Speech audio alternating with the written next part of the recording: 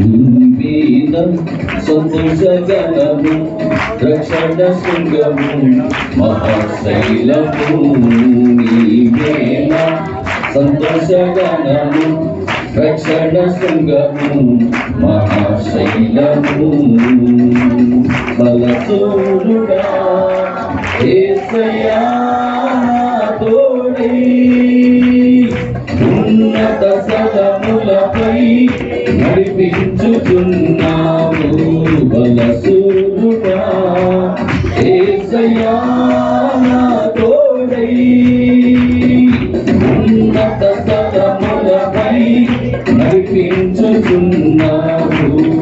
నీవేనా సంతోషగణము రక్షణ శృంగము మహాశైలము నీవేనా సంతోషగణము రక్షణ శృంగము మహాశైలము త్యాగము ఎరుగని స్నేహమందు ప్రేమము కరువై ఉండగా నిజ స్నేహితుడా ప్రాణము పెట్టి నీ ప్రేమతో నన్నాకర్షించినావు త్యాగము ఎరుగని స్నేహమందు ప్రేమము కరువై ఉండగా నిజ స్నేహితుడా ప్రాణము పెట్టి నీ ప్రేమతో నన్నాకర్షించినావు నిరంతరము నిలుచును నాపై నీ కనికరం శోధనలైన బాధలైనను ఎదురింతు నీ ప్రేమతో నిరంతరం నిలుచును నాపై నీ కనికరం శోధనలైన బాధలైనను ఎదురింతు నీ ప్రేమతో నీవేనా సంతోషగణము రక్షణ శృంగము మహాశైలము నీవేనా సంతోషగణము రక్షణ శృంగము మహాశైలము వేదన కలిగిన దేశమందు వేకువ వెలుగై నిలచినావు నిలువక తోడై అభివృద్ధి పరచి ఐగుప్తుకు సింహాసనమిచ్చినావు అవే వేదన కలిగిన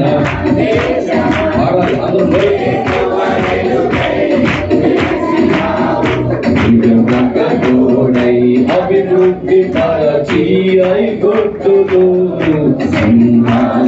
సింహాసనమిచ్చినావు మారదు ఎన్నడూ నీవిచ్చిన దర్శనం అనుదినం అనుక్షణం నీతో నా జీవితం మారదు ఎన్నడూ నీవిచ్చిన దర్శనం అనుదినం అనుక్షణం నీతో నా జీవితం నీవేనా సంతోషగణము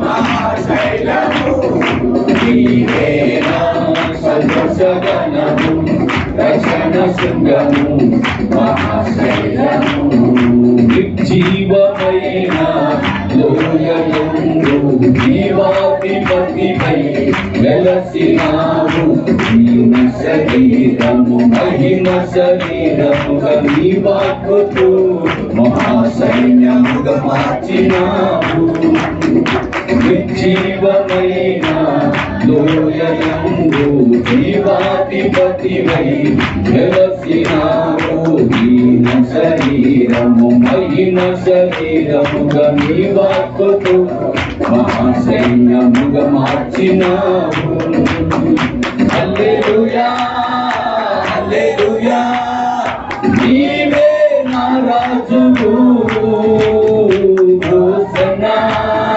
హోసన్నా నీవే మా రాజువు హల్లెలూయా హల్లెలూయా హల్లెలూయా నీవే నా రాజువు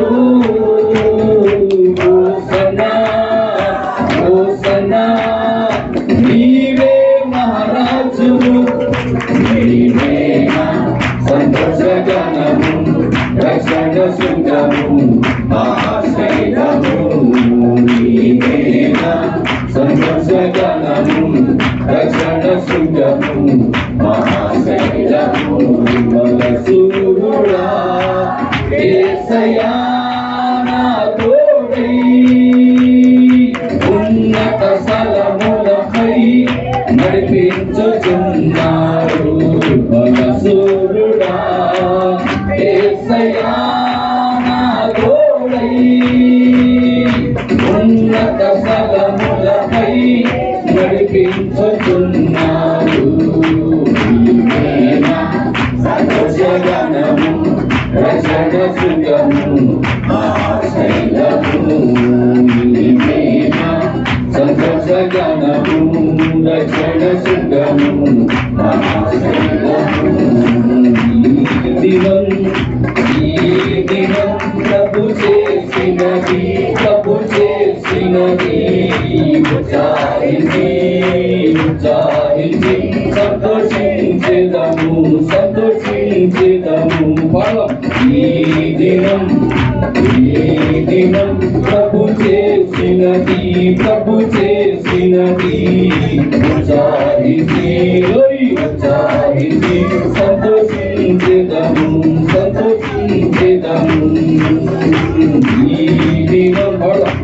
ఈ దినం ప్రభు చేసినది ఉత్సాహించి సంతోషించెదము హోసన్నా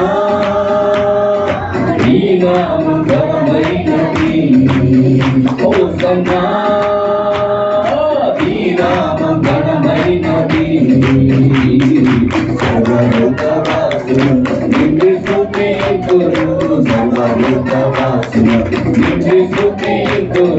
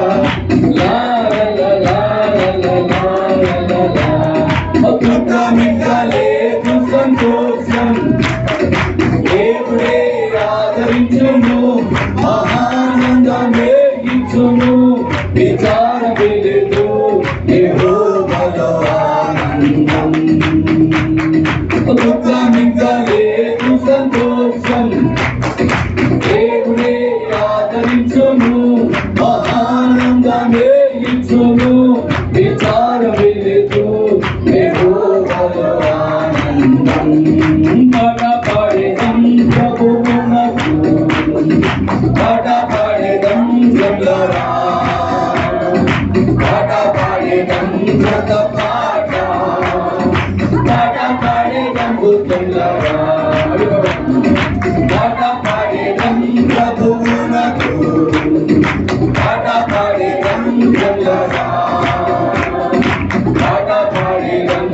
కొత్త పాట పాట పాడేదం కూర్చుందారా గొప్పలు అందరూ చెప్పాలి గొప్ప దేవుడు స్తోత్రాలుడు యేసు గొప్ప దేవుడు స్తోత్రాలుడు యేసు గొప్ప దేవుడు ఆమేన్ స్తోత్రాలుడు యేసు గొప్ప దేవుడు స్తోత్రాలుడు యేసు గొప్ప దేవుడు మన దేవుడు గొప్ప దేవుడు స్తోత్రాలుడు మన దేవుడు గొప్ప దేవుడు ఆమేన్ స్తోత్రాలుడు గొప్ప దేవుడు యేసు స్తోత్రాలుడు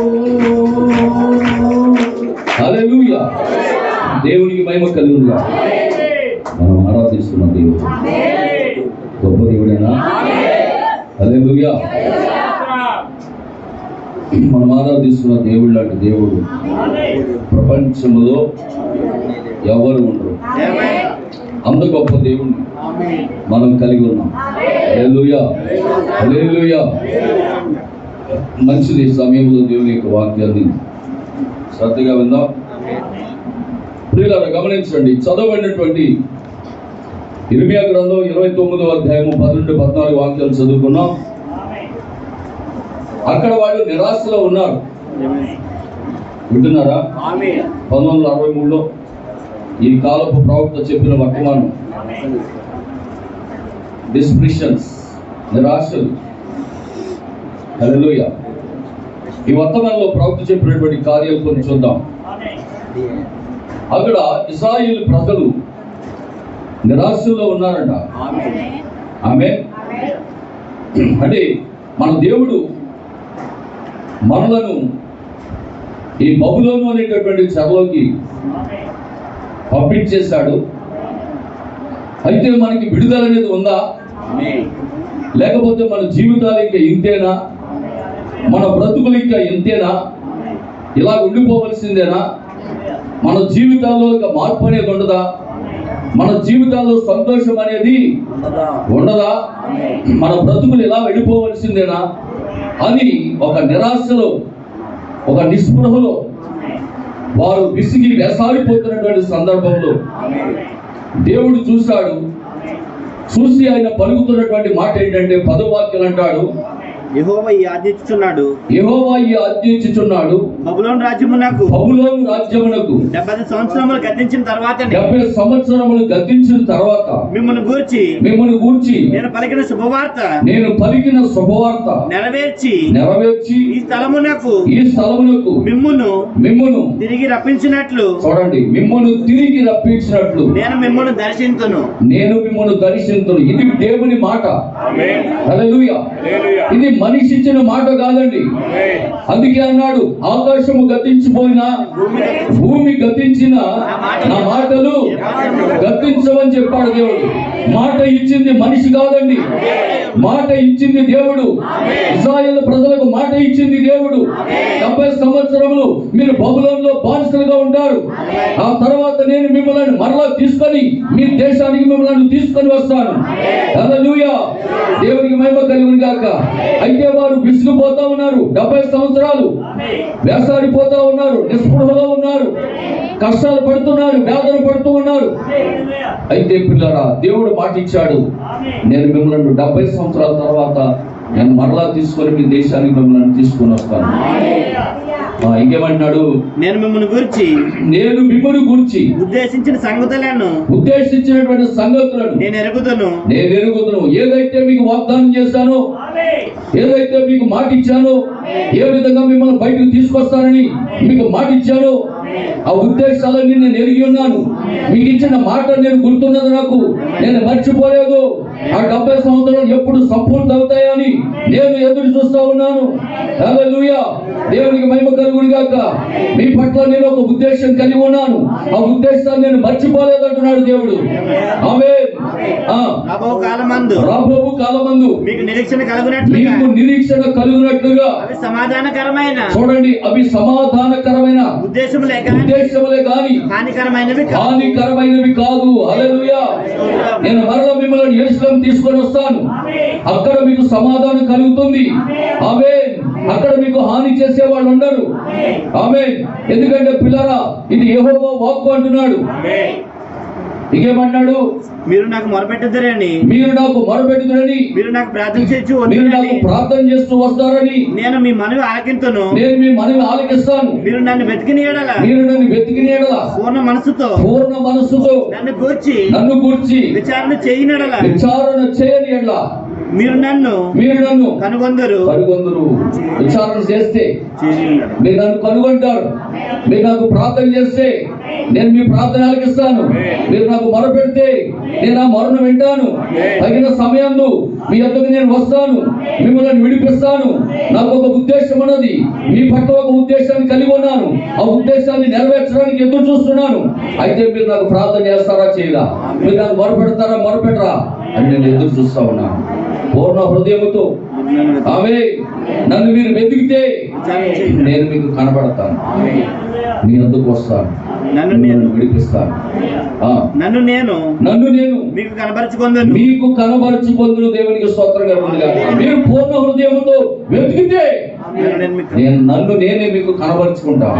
నా శక్తి ఏంటో చూపిస్తాను, నా ప్రభావం ఏంటో చూపిస్తాను, నా మహిమ ఏంటో చూపిస్తాను, నా ఘనత ఏంటో చూపిస్తాను. హల్లెలూయా. ఇదే యెహోవా వాక్కు. నేను మిమ్మల్ని చెరలో నుండి రప్పించేదను. నేను మిమ్మును చెరపట్టి ఏ జనులలోనికి ఏ స్థలములోనికి మిమ్మల్ని తోలివేసి తిను. ఆ జనులందరిలో నుండి ఆ స్థలములన్నిటిలో నుండి మిమ్మల్ని సమకూర్చి రప్పించేదను. ఇదే యెహోవా వాక్కు. అందుకే పిల్లల కష్టాలనేవి కలకాలము ఉండవంటారు. ఆమేన్. కష్టాల్లోకి వెళ్ళిపోయామని, శ్రమల్లోకి వెళ్ళిపోయామని, బాధల్లోకి వెళ్ళిపోయామని, నిరాశలోకి వెళ్ళిపోయామని, నిస్పృహలోకి వెళ్ళిపోయామని, కష్టాల్లోకి వెళ్ళిపోయామని మీరు అక్కడే బాధపడుతూ కూర్చోబాకండి. మిమ్మల్ని నేను మరలా తీసుకొని వస్తాను. మునుపటి ఆనందాన్ని మరలా తిరిగిస్తాను, మునుపటి సంతోషాన్ని మరలా తిరిగిస్తాను. హల్లెలూయా. దేవుడు మీకు వాగ్దానం చేస్తా ఉన్నాడు. నిరాశ చెందకు, నిస్పృహలు చెందకు, బాధపడకు. ఎందుకంటే ఇది దేవుడని యెహోవా వాక్కు. నీకు సెలవిస్తా ఉన్నాడు. ఎచ్చట నుండి మిమ్మల్ని చెరకు పంపితును. అచ్చటికే మిమ్మల్ని మరలా రప్పింతును. నేను మిమ్మల్ని మరలా రప్పిస్తాను. హల్లెలూయా. ఎక్కడి నుండి? యెరూషలేము నుండి. ఎక్కడ నుండి తీసుకెళ్లాడు? ఎక్కడ నుండి ఎక్కడికి పంపించాడు? యెరూషలేము నుండి బబులోను పంపించాడు. మరలా తిరిగి దేవుడు బబులోను విడిచిపెట్టి బబులోను నుండి మరలా తిరిగి యెరూషలేముకు తీసుకొస్తాడు. దేవునికి స్తోత్రం కలుగుగాక. హల్లెలూయా. కాబట్టి ప్రియులారా, నీవు ఏ విషయంలోనూ కూడా నిరాశ చెందవలసిన అవసరం లేదంటున్నాడు. ప్రవక్త ఇంకొక మాట అంటున్నాడు, నిరాశ సమయంలోనే నీలో ఏమున్నదో దానిని అది బయటకు తీసుకొస్తుందంట. బాగా గమనించండి. నిరాశ కలిగి ఉన్నప్పుడే నీలో ఏమున్నదో అది బయటకు వస్తుందంట. నీకు నిరాశ కలిగింది, ఇప్పుడు నీకు దేవుని మీద భక్తి ఉందో లేదో బయటపడుతుంది. అదవుతుందా? నీకు నిజంగా దేవుని మీద ఎంత భక్తి ఉందో బయటపడుతుంది. హల్లెలూయా. నా దేవుడు నన్ను రక్షించినా పర్వాలేదు, రక్షించకపోయినా పర్వాలేదు, ఆయనే నా దేవుడు అంటావా? ఇదేంటండి ఇలాంటి దేవుడిని నేను నమ్ముకున్నా, నేను అసలు ఈ దేవుడికి నా మీద కనికరమే లేదు అని అంటావా? ఈ రెండింటిలో ఏదో ఒకటి నీలో నుండి బయటకు వస్తుంది. హల్లెలూయా. దేవునికి మహిమ కలుగును గాక. కనుక ప్రియులారా, నిజంగా చూడండి, అదే చెప్తున్నాడు ప్రవక్త. నిరాశ సమయంలోనే నీలో ఏమున్నదో దాన్ని అది బయటకు తీసుకొని వస్తుంది. ఏ విషయంలోనూ మనం నిరాశ చెందకూడదు. నిరాశలో నీకు దేవుని సహాయం అవసరం. ఎంతో కాలంగా మనం దేవుని మందిరానికి వెళుతూ ఉన్నాము. అయినను మనము కొన్ని సందర్భాల్లో నిరాశ నిస్పృహలకు గురి అవుతూ ఉంటాం. అనేక మార్లు దేవుని మీద, దేవుని సేవకుని మీద కూడా సనుక్కునేటటువంటి సందర్భాలు కొన్ని కలుగుతూ ఉంటాయంటున్నాడు. ఆమేన్. హల్లెలూయా. దేవునికి మహిమ కలుగును గాక. ఇశ్రాయేలు యొక్క ప్రజల జీవితాల్లో ఎన్నో అద్భుతాలు చూశారు వాళ్ళు, ఎన్నో ఆశ్చర్య కార్యాలు చూశారు, ఎన్నో మహత్కార్యాలు చూశారు వాళ్ళు. అయినను అనేక మార్లు మోషే మీద, దేవుని మీద సణుగుకున్నారు. చూడలేదంటే చూశారు. మామూలు కార్యాలు కాదండి, అద్భుత కార్యాలు, ఆశ్చర్య కార్యాలు. ఎర్ర సముద్రం ఆరిపోయిన నేలగా చేయడం మామూలు కార్యం కాదండి. 10 రకాల తెగులతో 10 రకాల వ్యాధులతో ఐగుప్తుని గడగడలాడించడం అనేది మామూలు కార్యం కాదండి. హల్లెలూయా, దేవునికి మహిమ కలుగును గాక. ఇలాంటి కార్యాలన్నీ కూడా వారి కళ్ళారా చూశారు. ఆ దేవుని యొక్క గొప్పతనం ఏంటో చూశారు. దేవుడు పంపించినటువంటి సేవకుడైన మోషే పట్ల మోషే కలిగినటువంటి గొప్ప శక్తి ఏంటో వారి కన్నులారా చూశారు. హల్లెలూయా. ఇన్ని కార్యాలు చూసి కూడా వారు దేవుని మీద, ఆయన సేవకుని మీద సణుకోవడం మొదలుపెట్టారు. దేవునికి స్తోత్రం. హల్లెలూయా, దేవునికి మహిమ కలుగును గాక. ప్రవక్త అంటున్నాడు, నిరాశలో ఉన్న రాహాబు ఒక దినాన్న ఇశ్రాయేలు యొక్క పరిశుద్ధ దేవుని గురించి, ఆయన శక్తిని గురించి విని ఉన్నది. ఆమేన్, హల్లెలూయా. ఎప్పుడైతే ఆ ఇశ్రాయేలు యొక్క పరిశుద్ధ దేవుని యొక్క శక్తిని గురించి, మహిమ గురించి విన్నదో, ఆమెకు వెంటనే విశ్వాసం కలిగింది. మీ దేవుడు గొప్పవాడు. ఆమేన్. ఆయన సైనికులైనటువంటి మీరు కూడా బలవంతులు. హల్లెలూయా. ఏ రీతిగా ఎర్ర సముద్రమును 2 పాయలుగా చేశాడో అది మేము మా చెవులారా విన్నాం. ఆమేన్. యుద్ధాల్లో ఏ రీతిగా మీ యొక్క సైన్యములకు విజయాన్ని దేవుడు కలగజేశాడో అది కూడా మా చెవులారా మేము విని ఉన్నాం. అలాంటప్పుడు మా గుండెలు కరిగిపోతున్నాయి. ఇంత గొప్ప దేవుడా అని మా గుండెలు కరిగిపోతా ఉన్నాయి. హల్లెలూయా. కాబట్టి పిల్లరా, మీరు మా దేశాన్ని, మా పట్టణాన్ని పట్టుకోవడానికి, బంధించడానికి, విజయం సాధించడానికి, యుద్ధం చేయడానికి తగినటువంటి దేవుడిని మీరు కలిగి ఉన్నారు అని ఆమె సాక్ష్యం ఇచ్చింది. ఆమె అంటుంది, అయ్యా మీరు యుద్ధానికి వచ్చినప్పుడు నన్ను ఒకసారి జ్ఞాపకం చేసుకోండి. హల్లెలూయా. నన్ను, నా కుటుంబాన్ని జ్ఞాపకం చేసుకోండి. యుద్ధంలో మీరే గెలుస్తారు. ఎందుకంటే మీ దేవుడు గొప్పవాడు. ఆయన యెహోవా నిస్సి అయి ఉన్నాడు. ఆయన విజయం చేకూర్చేవాడై ఉన్నాడు. యుద్ధంలో మీరు గెలిచినప్పుడు అయ్యా నన్ను, నా కుటుంబాన్ని జ్ఞాపకం చేసుకోండి. ఆమె నిరాశ నిస్పృహలో పోయింది. ఆమెకు నిరాశ పడ్డ మానేసింది. నిస్పృహ మానేసింది. ఇంకా ఆమె కంగారు పడ్డ మానేసింది. భయపడ్డ మానేసింది. ఎందుకంటే ఆమెకు ఒక నిశ్చయం వచ్చింది. హల్లెలూయా. ఈ దేశాన్ని పట్టుకున్నప్పుడు, రాజులు దాన్ని స్వాధీనం చేసుకున్నప్పుడు నాకు భయం లేదు. ఎందుకంటే నాకు ఒక ఆనవాలు దొరికింది, నాకు ఒక గుర్తు కలిగింది. హల్లెలూయా. నాకు భయం లేదు, ఇంకా నాకు నిస్పృహ లేదు, నాకు నిరాశ లేదు, నాకు బెదురు లేదు, నాకు బెంగ లేదు అని అద్భుతమైనటువంటి ఒక కార్యాన్ని ఇక్కడ ప్రవక్త ఆమె గురించి చెప్తున్నాడు. ఆమేన్, హల్లెలూయా. యోనా అనేటటువంటి ఒక ప్రవక్త ఉన్నాడు. అతడు కూడా ఒక దినాన నిరాశతో, నిస్పృహతో వాడ అమర భాగానికి వెళ్ళిపోయి ఎంతో వేదన చెందుతున్నాడంట, నిరాశలో ఉన్నాడంట, నిస్పృహలో ఉన్నాడు. దేవుడు పంపాడు కానీ వెళితే వాళ్ళు నా మాట వింటారా? అయినా కానీ దేవుడు కరుణా సంపన్నుడు అయ్యుండి, హల్లెలూయా, ఏదో ఒక రోజు వాళ్ళని క్షమించేస్తాడు. ఆ మాత్రం దానికి అంత దూరం నేను వెళ్ళి ప్రయాణం చేయడం అవసరం అంటావా? ఎండలో వెళ్ళడం అంత అవసరం అంటావా అని చెప్పి, హల్లెలూయా, దేవునికి మహిమ కలుగును గాక. వింటున్నారా?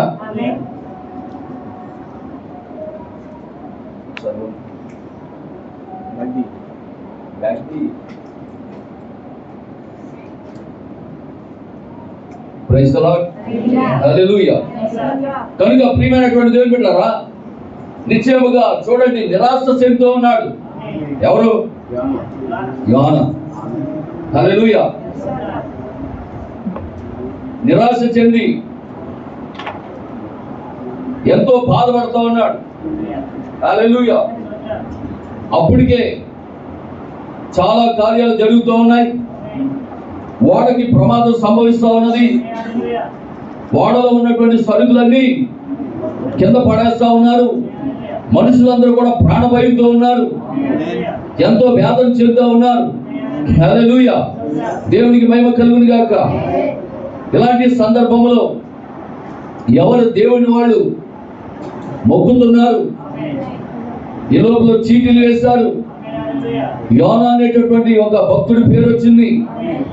ఆ భక్తుడిని పైకి తీసుకొచ్చి కూర్చోబెట్టి ఓయి నిద్రపోతా,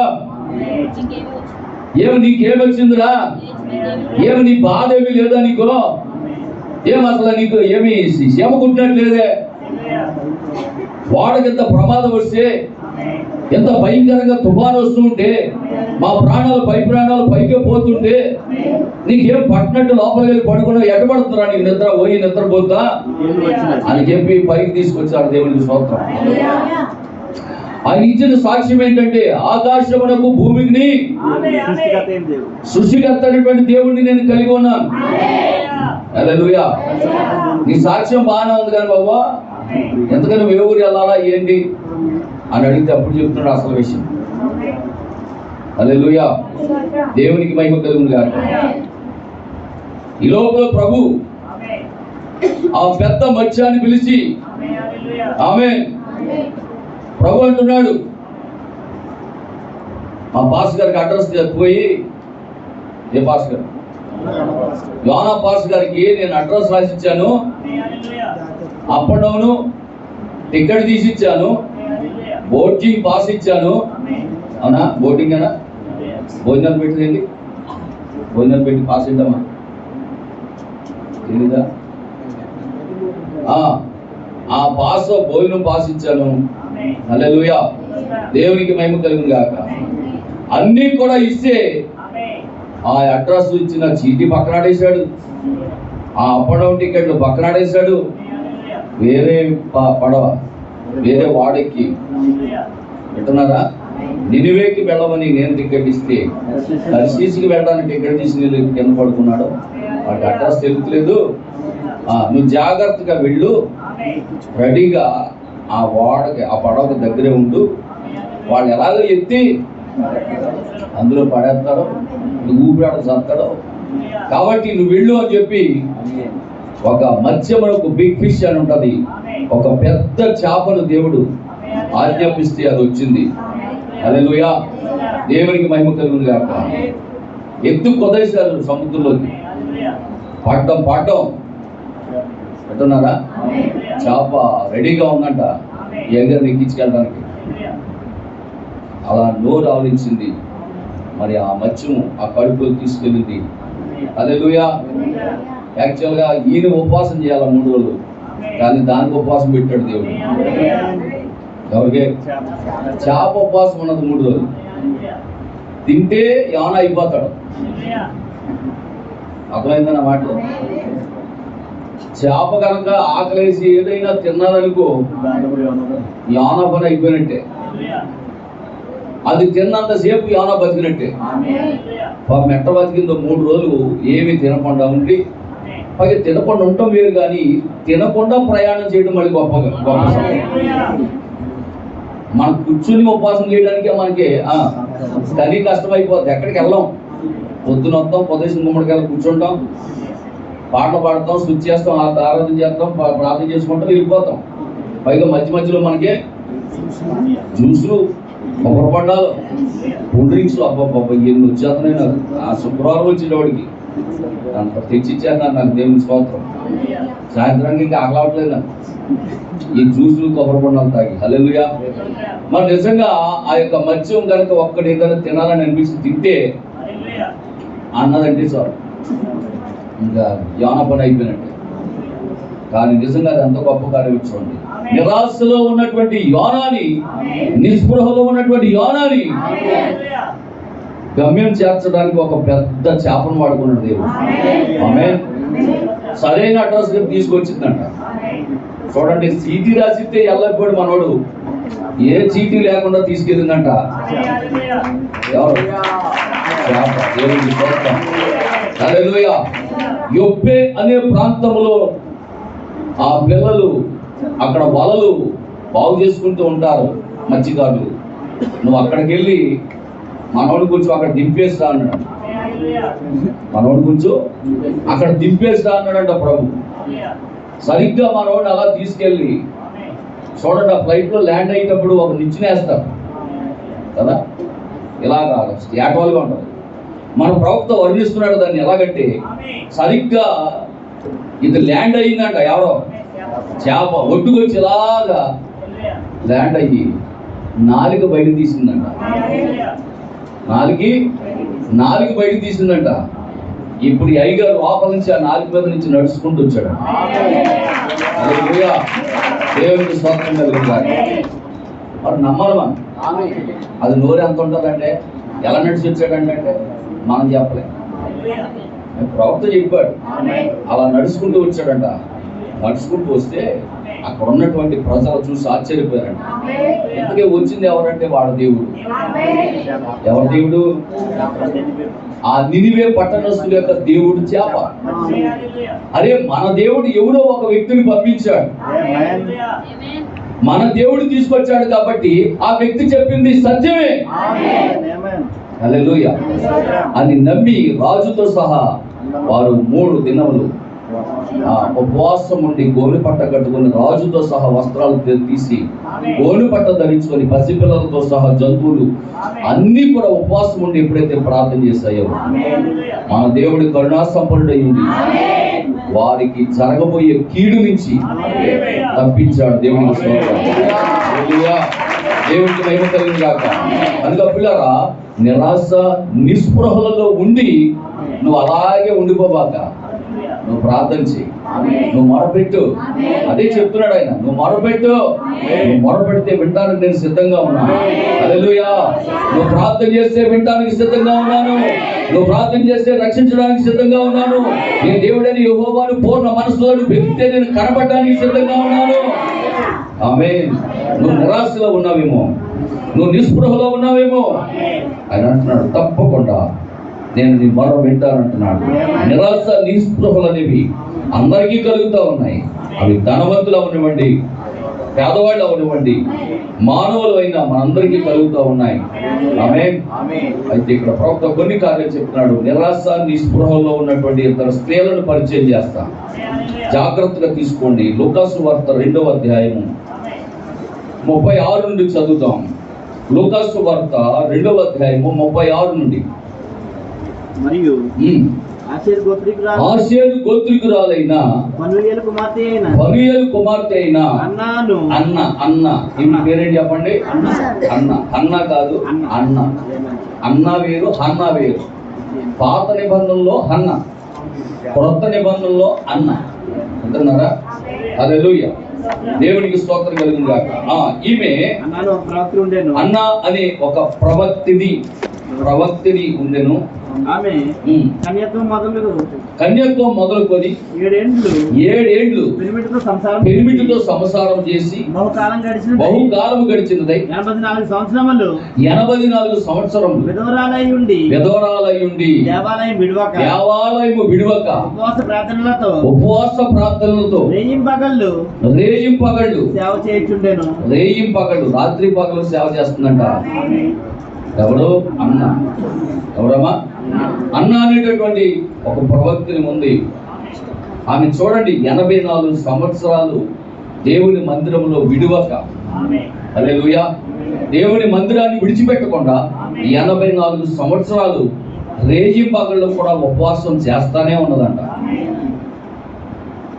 84 పెళ్ళైన తర్వాత ఎన్ని సంవత్సరాలు సంసారం చేసింది చెప్పండి? 7 సంవత్సరాలు. 7ను 84 కలపండి. 91. 91 అంటే కనీసం ఒక 20 సంవత్సరాల వయసులో పెళ్ళయిందంటారా? ఒక 20 సంవత్సరాల వయసులో పెళ్ళయిందంటారా? కొన్ని వేసుకోండి, కొన్ని 18 వేసుకోండి, లేదా 20 వేసుకోండి, లెక్కేయండి. కొన్ని 18 వేసుకోండి, 108. హల్లెలూయా, 108నా? 109. 110 వేసుకున్నాం. ఒక సంవత్సరం అటు ఇటు మనకి లెక్కలు తెలియదు కాబట్టి ఒక 110 సంవత్సరాల వయసు కలిగినటువంటి స్త్రీ ఏం చేస్తుందండి? ఎప్పుడెప్పుడు? అప్పుడప్పుడునా? రేయి పగలు కూడా సేవ చేస్తా ఉన్నది, ఉపవాసం ఉన్నది, ప్రార్థన చేస్తా ఉన్నది. హల్లెలూయా, దేవునికి మహిమ కలుగును గాక. ఈమె ఎవరు అని ఆలోచన చేస్తే ఆషేరు గోత్రికురాలు. ఎవరండి? ఆషేరు గోత్రికురాలు. హల్లెలూయా. ఈ ఆషేరు ఎవరంటే జిల్పా యొక్క కుమారుడు. ఈ ఆషేరు ఎవరు? జిల్పా యొక్క కుమారుడు. జిల్పా ఎవరు చెప్పాలి? జిల్పా ఎవరంటే లేయా దాసి. లేయా యొక్క దాసి. దేవునికి స్తోత్రం. ఆదికాండం 30వ అధ్యాయము 9వ వాక్యంలో కనపడుతుంది జిల్పా. చూడండి అక్కడ ఆదికాండం 30వ అధ్యాయము 9లో లేయా తనకు కాన్పు ఉడుకుట చూచి తన దాసి అయిన జిల్పా తీసుకొని యాకోబునకు ఆమెను భార్యగా ఇచ్చాను. లేయా దాసి అని జిల్పా యాకోబును కుమారుని కనగా లేయా ఇది అదృష్టమే కదా అనుకొని అతనికి గాదు అని పేరు పెట్టాను. లేయా దాసి అయిన జిల్పా యాకోబునకు రెండో కుమారుని కనగా లేయా నేను భాగ్యవంతురాలను, స్త్రీలను భాగ్యవతి అందరు కదా అని అతనికి ఆషేరు అని పేరు పెట్టాను. అదనమాట జిల్పా కుమారుడు ఆషేరు. అంటే ఆషేరు గోత్రికులో నుంచి వచ్చింది అనమాట. ఇక్కడ ఎవరు? అన్న అనేటటువంటి ప్రవక్తని ఆషేరు గోత్రికురాలు. దేవుని స్తోత్రం. హల్లెలూయా. దేవునికి మహిమ కలుగును గాక. కనుక ప్రియమైనటువంటి దేవుని బిడ్డలారా, ఈ అన్న వివాహమైన తర్వాత కేవలం 7 సంవత్సరాలు మాత్రమే సంసార జీవితాన్ని అనుభవించింది. 7 సంవత్సరాలకే భర్త చనిపోయాడు. హల్లెలూయా. మరి ఎంతమంది ఆమెను ఎన్ని రకాలుగా తిట్టుండొచ్చు చెప్పండి.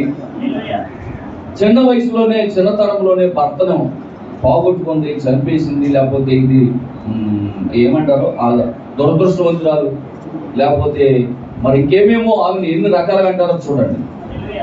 అది దీని వల్ల తగిలిందో, లేకపోతే అలాగయ్యిందో ఇలాగయ్యిందో అని. మరి ఆ చిన్న వయసులో భర్త పోతే ఆ వ్యక్తిని ఎన్ని రకాలుగా తిడతారో చూడండి. అన్ని రకాలుగా తిడతా ఉంటే ఆ అన్న యొక్క జీవితంలో ఎన్ని రకాల నిరాశలు వస్తాయో చూడండి, ఎన్ని రకాలుగా నిస్పృహలు వస్తాయో చూడండి. నా బ్రతుకు ఎందుకు అని అనిపిస్తుందో చూడండి, నేను ఎందుకు బ్రతకాలి, ఎవరి వరకు బ్రతకాలి అని అనిపిస్తుందో చూడండి. అంత నిరాశలో కూడా, అంత నిస్పృహలో కూడా ఎవరి గురించి ఆమె ఎదురు చూస్తా ఉన్నారంటే జీవమ్మ కలిగిన దేవుని కొరకు. హల్లెలూయా. దేవునికి మహిమ కలుగును గాక.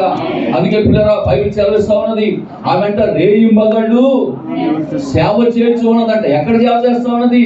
దేవుని మందిరములో. ఆ మందిరములో జకర్యా ప్రవక్త ఉన్నాడు. అక్కడ జకర్యా పరిచయం చేస్తున్నాడు, యాజకుడు. హల్లెలూయా. దేవునికి స్తోత్రం కలుగును గాక. వింటున్నారా? లూకా సువార్త 2వ అధ్యాయంలో 30 అక్కడ కొన్ని మాటలు ఉంటాయి, ఆ మాటలు చూపిస్తాను మీకు. హల్లెలూయా. దేవునికి మహిమ కలుగును గాక.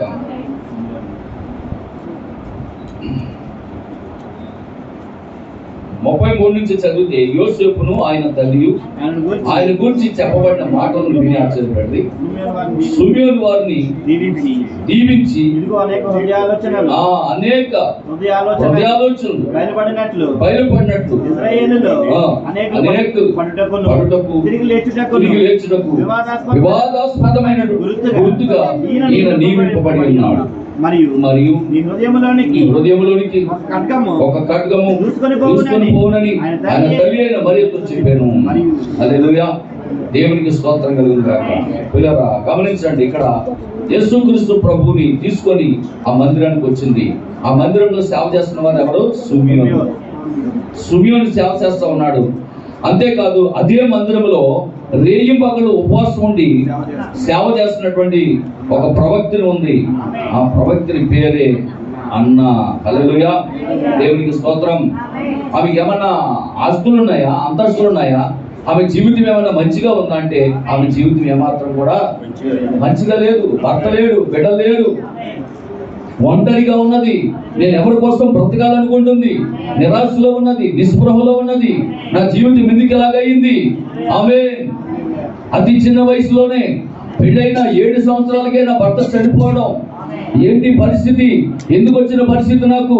నేను నమ్ముకున్న దేవుడు నాకు ఏం చేస్తాడు అని ఆమె ఇదే దేవుడిని కూడా మరి మన ప్రభుని నిందించలేదు, కానీ ఆమె ఎదురు చూస్తూ ఉన్నది. హల్లెలూయా. దేవునికి స్తోత్రం కలుగును గాక. ఆమె ఆలోచించండి పిల్లారా. హల్లెలూయా. ఆమె దేవుని మందిరాన్ని విడిచిపెట్టలేదు. ఈరోజు ఎంతమంది ఏ కారణం లేకుండా చిన్న చిన్న వాటికి మరి మందిరాన్ని విడిచిపెట్టే పరిస్థితి కనబడతా ఉంది. హల్లెలూయా, దేవునికి మహిమ కలుగును గాక. ఆమెకు అంత కష్టం వచ్చినా కానీ ఏ రోజు మందిరాన్ని విడిచిపెట్టలేదట. ఆమె రేయింబవళ్ళు కూడా 84 సంవత్సరాలు. ఎన్ని సంవత్సరాలు? 84 సంవత్సరాలు ఆమె దేవుని మందిరాన్ని విడిచిపెట్టకుండా రేయింబవళ్ళు సేవ చేసిందంట. అంత గొప్ప ప్రవక్తని అన్నాయి ఉన్నది. హల్లెలూయా, దేవునికి స్తోత్రం కలుగును గాక. పిల్లరా, ఇంకో భక్తుడు ఉన్నాడు, యోబు గారిని చూడండి. 10వ అధ్యాయం మొదటి వాక్యం చదవండి. యోబు గ్రంథం 10వ అధ్యాయం మొదటి వాక్యం. యోబు గ్రంథం 10వ అధ్యాయం మొదటి వాక్యం. నా బ్రతుకునందు నాకు విసుగు పుట్టినది, నేను అడ్డు లేకుండా. చూసారా, నా బతుకు మీద నాకే విసుగు పుట్టింది. నేను అడ్డు లేకుండా అంగలార్చేదను. నా మనోవ్యాకులం కొలది నేను పలికేదను. దేవునికి స్తోత్రం. చూడండి, ఇక్కడ యోబు గారి జీవితంలో కలిగినటువంటి బాధలను బట్టి, కష్టాలను బట్టి, ఇబ్బందులు బట్టి, శ్రమలను బట్టి ఆయనకేం కలిగిందంట? ఆయన బతుకు మీద ఆయనకే విసుగు పుట్టిందంట. ఆయన బతుకు మీద ఆయనకే విరక్తి పుట్టిందంట. దేవునికి స్తోత్రం కలిగిన. కానీ ఇక్కడ అన్న అయితే 84 సంవత్సరాలు తన జీవితంలో ఎన్నో ఇబ్బందులు, సమస్యలు ఎదుర్కొంటున్నా తన బతుకు మీద తనకు విరక్తి పుట్టలేదు, విసుగు పుట్టలేదు, నిరాశలు చెందలేదు. కానీ దేవుని కొరకు ఎదురు చూస్తూ ఉన్నది. హల్లెలూయా, దేవునికి మహిమ కలుగును గాక. ఇక్కడ మన ప్రాప్తి చెప్తున్నాడు తెలుసా, ఆమె అంతగా 84 సంవత్సరాలు అంత వృద్ధాప్యం వచ్చిన దేవుని మందిరాన్ని విడిచిపెట్టక దేవునితో పరిచర్య చేసింది కనుక ఆమెకి ఎంత గొప్ప భాగ్యం దొరికిందో తెలుసా. 38వ వాక్యం చదవండి. లూకా సువార్త 2వ అధ్యాయం 38వ వాక్యం.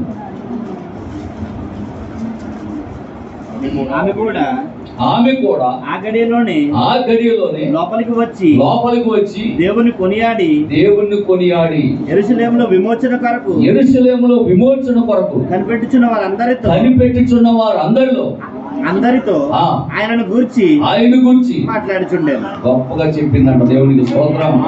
హల్లెలూయా, దేవునికి మహిమ కలుగును గాక.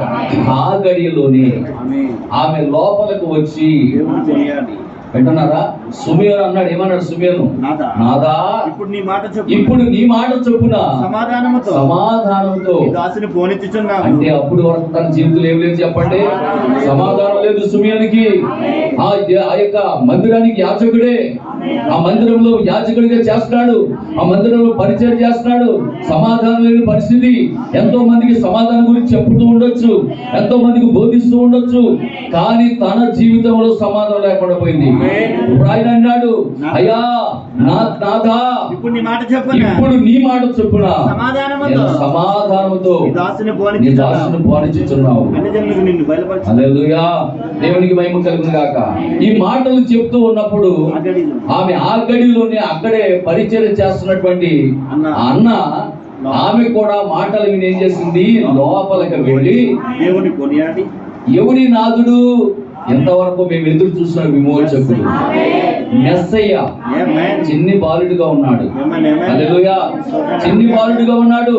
8వ రోజు, హల్లెలూయా, 8 రోజులు పిల్లాడు ఆ చంటి బిడ్డను తీసుకొని ఆ యాజకుని యొక్క క్రమం చొప్పున మందిరానికి తీసుకొచ్చింది. మందిరానికి తీసుకొస్తే విమోచకుడు అని గుర్తుపెట్టింది అన్న.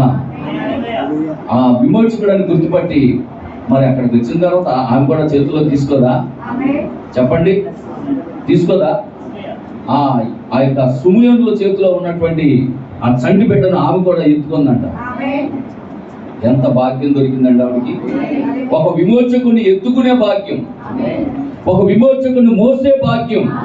హల్లెలూయా, ఏ తల్లికి లేనటువంటి గొప్ప మహాభాగ్యం ఒక విమోచకుని ఒళ్ళోకి తీసుకొని ఆమె అంటున్న మాట చదవండి. అది 38వ వాక్యం. ఆమె కూడా ఆ గడియలోనే లోపలికి వచ్చి దేవుని కొనియాడి యెరూషలేములో విమోచన కొరకు కనిపెట్టుచున్న వారందరితో ఆయనను గురించి మాట్లాడింది. ఎంతో మంది ఎదురు చూస్తూ ఉన్నారు, విమోచకుని కొరకు కనిపెడుతున్నారు. అయితే ఆమె ప్రవక్తిని కనుక ఈయనే విమోచకుడని, ఈయనే ప్రధాన యాజకుడని, ఈయన గొర్రె పిల్లని, హల్లెలూయా, ఈయన లోకరక్షకుడని, ఈయన మెస్సయ్య అని వాళ్ళందరికీ తెలియజేసింది. మనం ఎంతవరకు ఎదురు చూసిన మెస్సయ్య ఈయనే. రేయి పగళ్ళు దేవుని సన్నిధిలో ఉపవాసం ఉండి ప్రార్థన చేయడం ద్వారా లోకరక్షకుడు గుర్తించే అనుభవం కలిగి ఉన్నది, మెస్సయ్యను గుర్తించే అనుభవం కలిగి ఉన్నది. ఆమెలో ఉన్న నిరాశ పోయింది, నిస్పృహ పోయింది. హల్లెలూయా, దేవునికి స్తోత్రం కలుగును గాక, దేవునికి మహిమ కలుగును గాక. కనుక ప్రియమైనటువంటి దేవుని బిడ్డారా, యోబు గ్రంథం 2:9 చూడండి.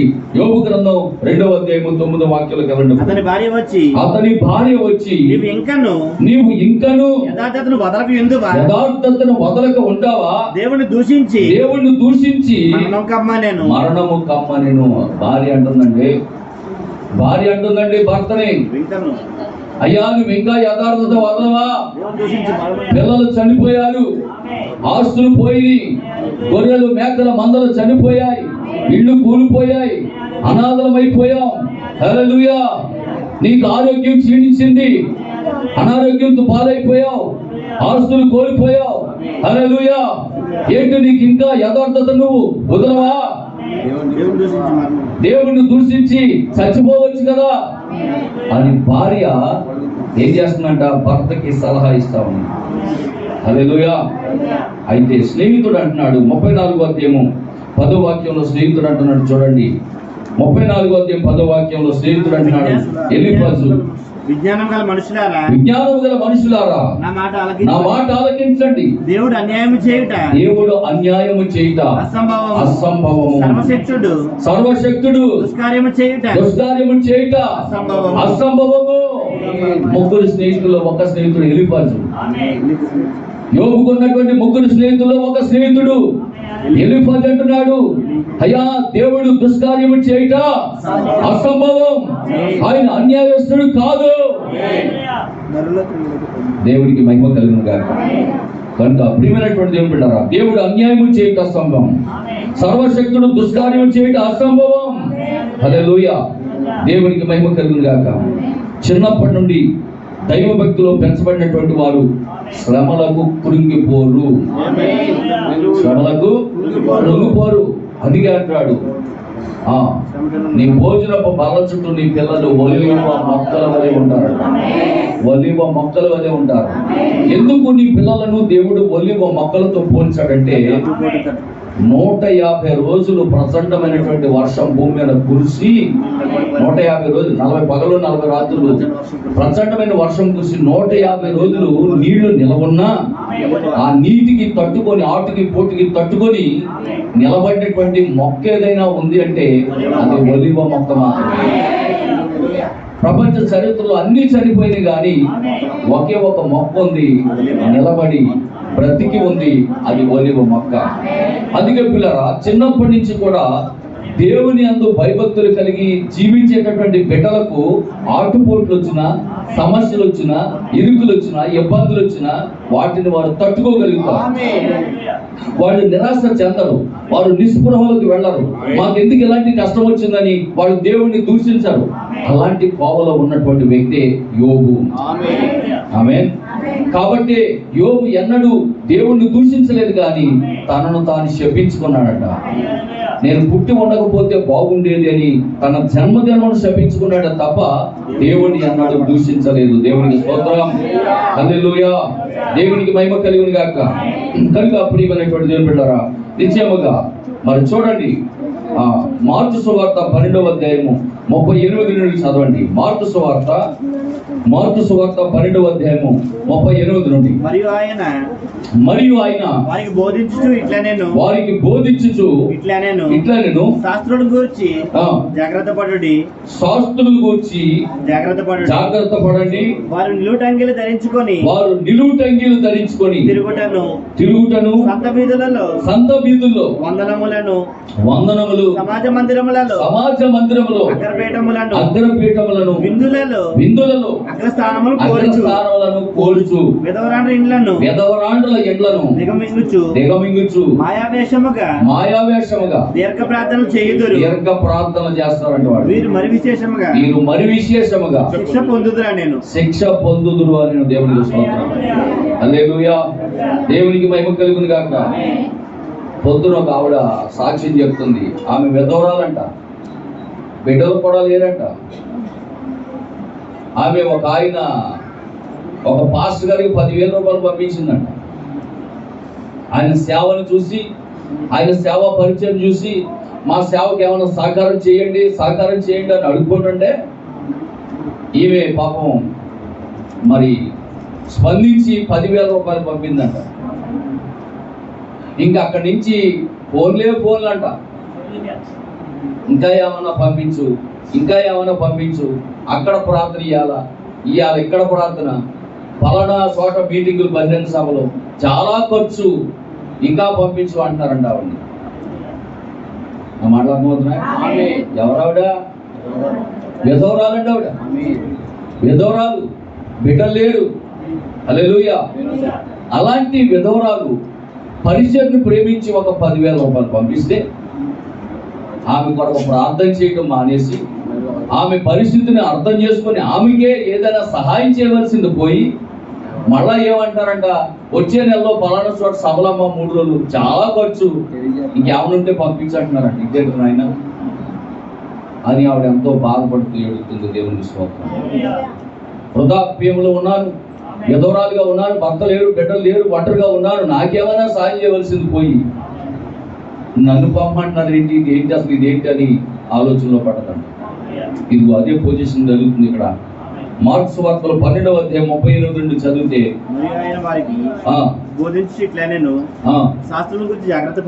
శాస్త్రులను గురించి జాగ్రత్త పడండి. అంటే ఎవరు? పాస్టర్లు. శాస్త్రులు అంటే ఎవరు? పాస్టర్ల గురించి జాగ్రత్త పడండి. వారు నిలువుటంగీలు ధరించుకొని సంత వీధిలో వందనాలు, సమాజ మందిరంలో వాళ్ళకి ఏంటంటే అగ్రపీఠాలు వేయాలి, వాళ్ళకి గొప్పగా పొగడాలి వాడిని. విందుల్లోనేమో పెద్ద పెద్ద కుర్చీలు వేయాలి, ఇల్లు నాటుకోడి కొయ్యాలి. హల్లెలూయా. దేవునికి స్తోత్రం కలుగును గాక. వింటున్నారా? కాబట్టి నా ప్రియమైనటువంటి దేవుని బిడ్డలారా, దేవుని కృపలో మనకు ఆ బాధలు లేవు. మీ అయ్యగారు ఏం తింటారంటే, సిన్ని అన్నాడంట, బీట్రూట్ను అదండి, బీట్రూట్, క్యారెట్ బాగా అయ్యేసి చేశారు నాకు. తొండకాయ దేవునికి స్తోత్రం. ఆ ఊరు వెళ్ళాం కదా, గాజులో అనే ప్రాంతం వెళ్తే పాస్ట్ గారు 2 బాక్సులు పట్టుకొచ్చారు. నాకు 2 బాక్సులు పట్టుకొచ్చారు. అయ్యగారికి 2 వడ్డించు అన్న. వాళ్ళు అందరూ కోడి మాకు వేసి తింటున్నారు. నాకు 2 బాక్సులు పట్టుకొని తిన్నాను అనుకున్నాను. అదేదో స్పెషల్ ఉందనుకున్నాను. దేవునికి స్తోత్రం. గబగబా 2 బాక్సులు ఓపెన్ చేస్తే అందులో బీట్రూట్, దొండకాయ 2 వేశారు. దేవునికి స్తోత్రం. ఆ 2 వేసి కానీ సాంబార్ వేశారు. దేవుని గొప్పలు అలా తింటున్నాను. అక్కడ చూస్తే మసాలా గుమ్మగుమ్మలు ఆడిపోతుంది. కోడి మాంసం వేసుకుని తింటున్నారు. అందులో సాంబార్ వేసుకుని మళ్ళీ బాగా వండుతారు. చాలా బాగా వండుతారు. నాకు అక్కడికి వెళ్తేనే తినబుద్ధి అవుతుంది. ఎక్కడ? ఆ ఒరిస్సా, అరకు ఆ ఏరియాలో అయితే నేను చికెన్ బాగా వండుతారు. చాలా ఏజెన్సీలో బాగా వండుతారు కోడి మాంసం. మనోళ్ళు ఎంత ఇన్ని మసాలాలు వేసేసినా తినబుద్ధి అయింది. కానీ వాళ్ళు అసలు మసాలాలు ఏమి కానీ చాలా బాగుంటుంది. దేవుని స్తోత్రం. హల్లెలూయా. కనుక పిల్లరా, ఇల్లు చూడండి. ఈ భాష ఏం చేస్తున్నాడంట, అగ్రపీఠాలు కోరుకొని విందులలో అగ్ర స్థానములు కోరుకొని విధవరాండ్ర ఇళ్లను ఏం చేస్తున్నారంట, దిగమింగుతున్నారంట. వచ్చిందే 3,000 పెన్షన్ అయితే నాటుకోడి ఒకటి వెయ్యాల. అయ్యగారికి దేవునికి స్తోత్రం. హల్లెలూయా. ఏం చేయాలా? నాటుకోడి ఒకటి వెయ్యాలా. ఒక 1/2 లీటరు ఏంటది థమ్సప్ అమ్మా. అది మరి వాళ్ళు బాధపడుతున్నారు. రాత్రి జరిగింది. మరి రాత్రి ఏంటి బిర్యానీ తిన్నాను. బిర్యానీ తిన్న తర్వాత చిన్ని అన్నాను, ఒక క్వార్టర్ అన్న. చిన్ని ఇలాగే చూసాడు. అవి కాదు నీకేనా అంటున్నాడు. నాకేనా యాను. దేవునికి స్తోత్రం. ఆపుద్దా? ఆపు కాదు. ఏంటది? 20 రూపాయలు థమ్సప్ క్వార్టర్ అయ్యాను. దేవునికి స్తోత్రం. దేవునికి మహిమ కలిగింది కాక. విన్నారా? ఏం చేస్తున్నారంటే ఈ భాషలో దిగమింగుచూ ఉన్నారంట విధవరాండ్రు. వాళ్ళకి సాయం చేయవలసింది పోయి వాళ్ళకి సాయం చేయాలి మనం, భర్త లేనటువంటి వారికి. హల్లెలూయా. మాయావేషముగా దీర్ఘ ప్రార్థన చేస్తారంట. వీరు మరి విశేషముగా శిక్ష పొందుదురనెను. ఎవరైతే విధవరాండ్రుల దగ్గర దోచుకుంటున్నారో వాళ్ళందరూ ఒక దినాన ఏమవుతారు చెప్పండి? శిక్ష పొందుదురు. యాక్చువల్ గా విధవరాండ్రులకు మనమే సహాయం చేయాలి, పాస్టర్లే సహాయం చేయాలి, అంతేకాని వాళ్ళ దగ్గర దోచుకోవడం కాదండి. ఆమె కనుక ప్రియమైనటువంటి దేవుని బిడ్డలారా, నెహెమ్యా గ్రంథం 10వ అధ్యాయం 39వ వాక్యాన్ని కూడా చూద్దాం త్వరగా. నెహెమ్యా గ్రంథం 10వ అధ్యాయము 39వ వాక్యం. ఇశ్రాయేలీయులు లేవీయులు ధాన్యమును కొత్త ద్రాక్షరసమును నూనెను తేగ సేవ చేయు యాజకులు ద్వారపాలకులను గాయకులను వాటిని తీసుకొని ప్రతిష్ఠితములకు ఉపకరణములుండు మందిరపు గదుల్లో ఉంచవలెను. మా దేవుని మందిరమును మేము విడిచిపెట్టము. దేవునికి స్తోత్రం. హల్లెలూయా. వాళ్ళు ఏం చేస్తున్నారంట? తెచ్చినవన్నీ కూడా ఎక్కడ ఉండాలి? ఏవేవైతే తెచ్చారో మళ్ళీ చదవండి అన్నమాట. ఇశ్రాయేలీయులు లేవీయులు ధాన్యము కొత్త ద్రాక్షరసము నూనెను తేగ సేవ చేయ యాజకులు ద్వారపాలకులు గాయకులు వాటిని తీసుకొని ప్రతిష్ఠితములకు ఉపకరణములుండు మందిరపు గదుల్లో ఉంచవలెను. ఎందుకు ఉంచాలి? ఇదిగో ఇలా ఎవరైనా పేదవాళ్ళు, ఇలా విధవరాండ్రులు, దిక్కులేని వారు, అనాథలు ఇలా ఎవరైతే ఉన్నారో వారందరి కొరకు వాటిని ఏం చేయాలా? పంచిపెట్టుట కొరకు, వీలుగా ఉండేట కొరకు వాటిని ఏం చేయాలి? మనం భద్రపరిచి వారికి పంచిపెట్టాలని చెప్పి బైబిల్లో స్పష్టంగా వ్రాయబడి ఉంది. హల్లెలూయా. దేవునికి స్తోత్రం కలుగును గాక. అయితే వాడు ఏం చేస్తున్నారంటే అవి తింటూ దేవుని మందిరాన్ని విడిచిపెట్టక వాడు ఏం చేస్తున్నారు చెప్పండి?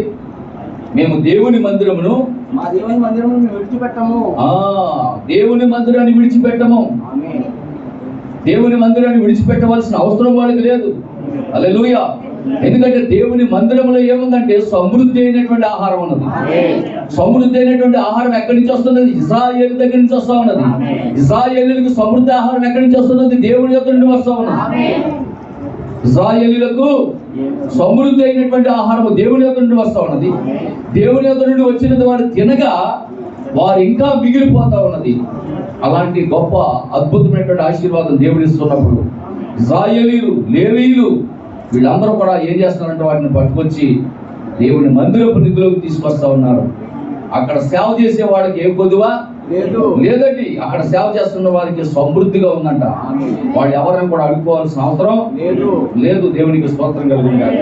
ఈరోజు నా ప్రియమైనటువంటి దేవుని బిడ్డలారా, నిశ్చయముగా అందుకే అంటున్నాడు, ఆమె వృద్ధాప్యం నుండి 84 సంవత్సరాలు ఏకదాటిగా మందిరములో ఏం చేసింది? రేయింపగలు ఉపవాసం ఉండి సేవ చేసిందంట. నిజంగా అదే మందిరంలో సమృద్ధిగా ధనం ఉంటే, సమృద్ధిగా ఆహారం ఉంటే ఆమె ఉపవాసం ఉండవలసిన అవసరం ఏముంది? 84 సంవత్సరాల వయసులో, ఇప్పుడు 84 ఇందాక ఎక్కేసాం, కనీసం 110 సంవత్సరాల వయసు వచ్చేసింది ఆవిడకి. ఎన్ని చెప్పండి? 110 సంవత్సరాల వయసు వచ్చేసింది. అయినా ఇంకా ఉపవాసం ఉంటూ ఉన్నది ఆమె. దేని కొరకు? మందిరంలో ఆహారము లేని కారణంగా. ఉండి ఉపవాసం ఉండటం వేరు, లేకుండా ఉపవాసం ఉండటం వేరు. హల్లెలూయా. దేవునికి స్తోత్రం కలుగును గాక.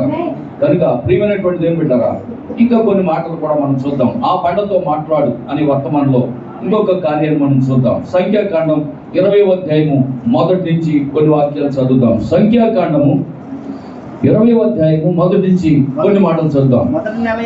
మొదటి నెల యందు ఇశ్రాయేలీయుల సర్వ సమాజము సీను అరణ్యమునకు రాగా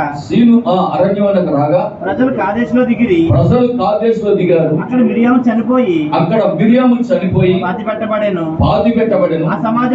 ఆ సమాజమునకు నీళ్లు లేకపోయినందున వారు మోషే అహరోనులకు విరోధముగా పోగైరి.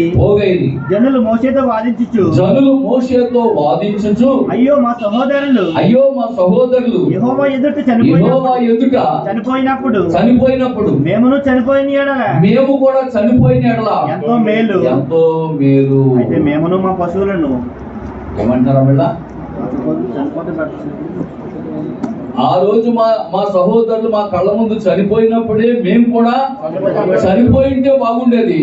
ఈ రోజు మేము బతుకున్నాం కాబట్టి మాకు ఆకలి అవుతుంది, మాకు దాహం అవుతుంది, మాకు నీళ్ళు ఇచ్చేవాడు లేడు, మాకు అన్నం పెట్టేవాడు లేడు అని దేవుని మీద మోషే మీద చదువుకోవడం మొదలు పెట్టారు. చదవండి చదవండి. అయితే మేము మా పశువులు ఇక్కడ చనిపోయినట్లు ఈ అరణ్యములోనికి యెహోవా సమాజమును మీరు ఎలా తెచ్చితిరి? మీరు ఎందుకు తెచ్చారు? ఈ కాని చోటికి మమ్మల్ని తెచ్చుటకు ఐగుప్తులో నుండి మమ్మల్ని ఎలా రప్పించితిరి? ఎందుకు రప్పించారు? ఈ స్థలంలో గింజలు లేవు, అంజూరం లేవు, ద్రాక్షలు లేవు, దానిమ్మలు లేవు, తాగడానికి థమ్సప్పే లేదన్న. దేవునికి స్తోత్రం.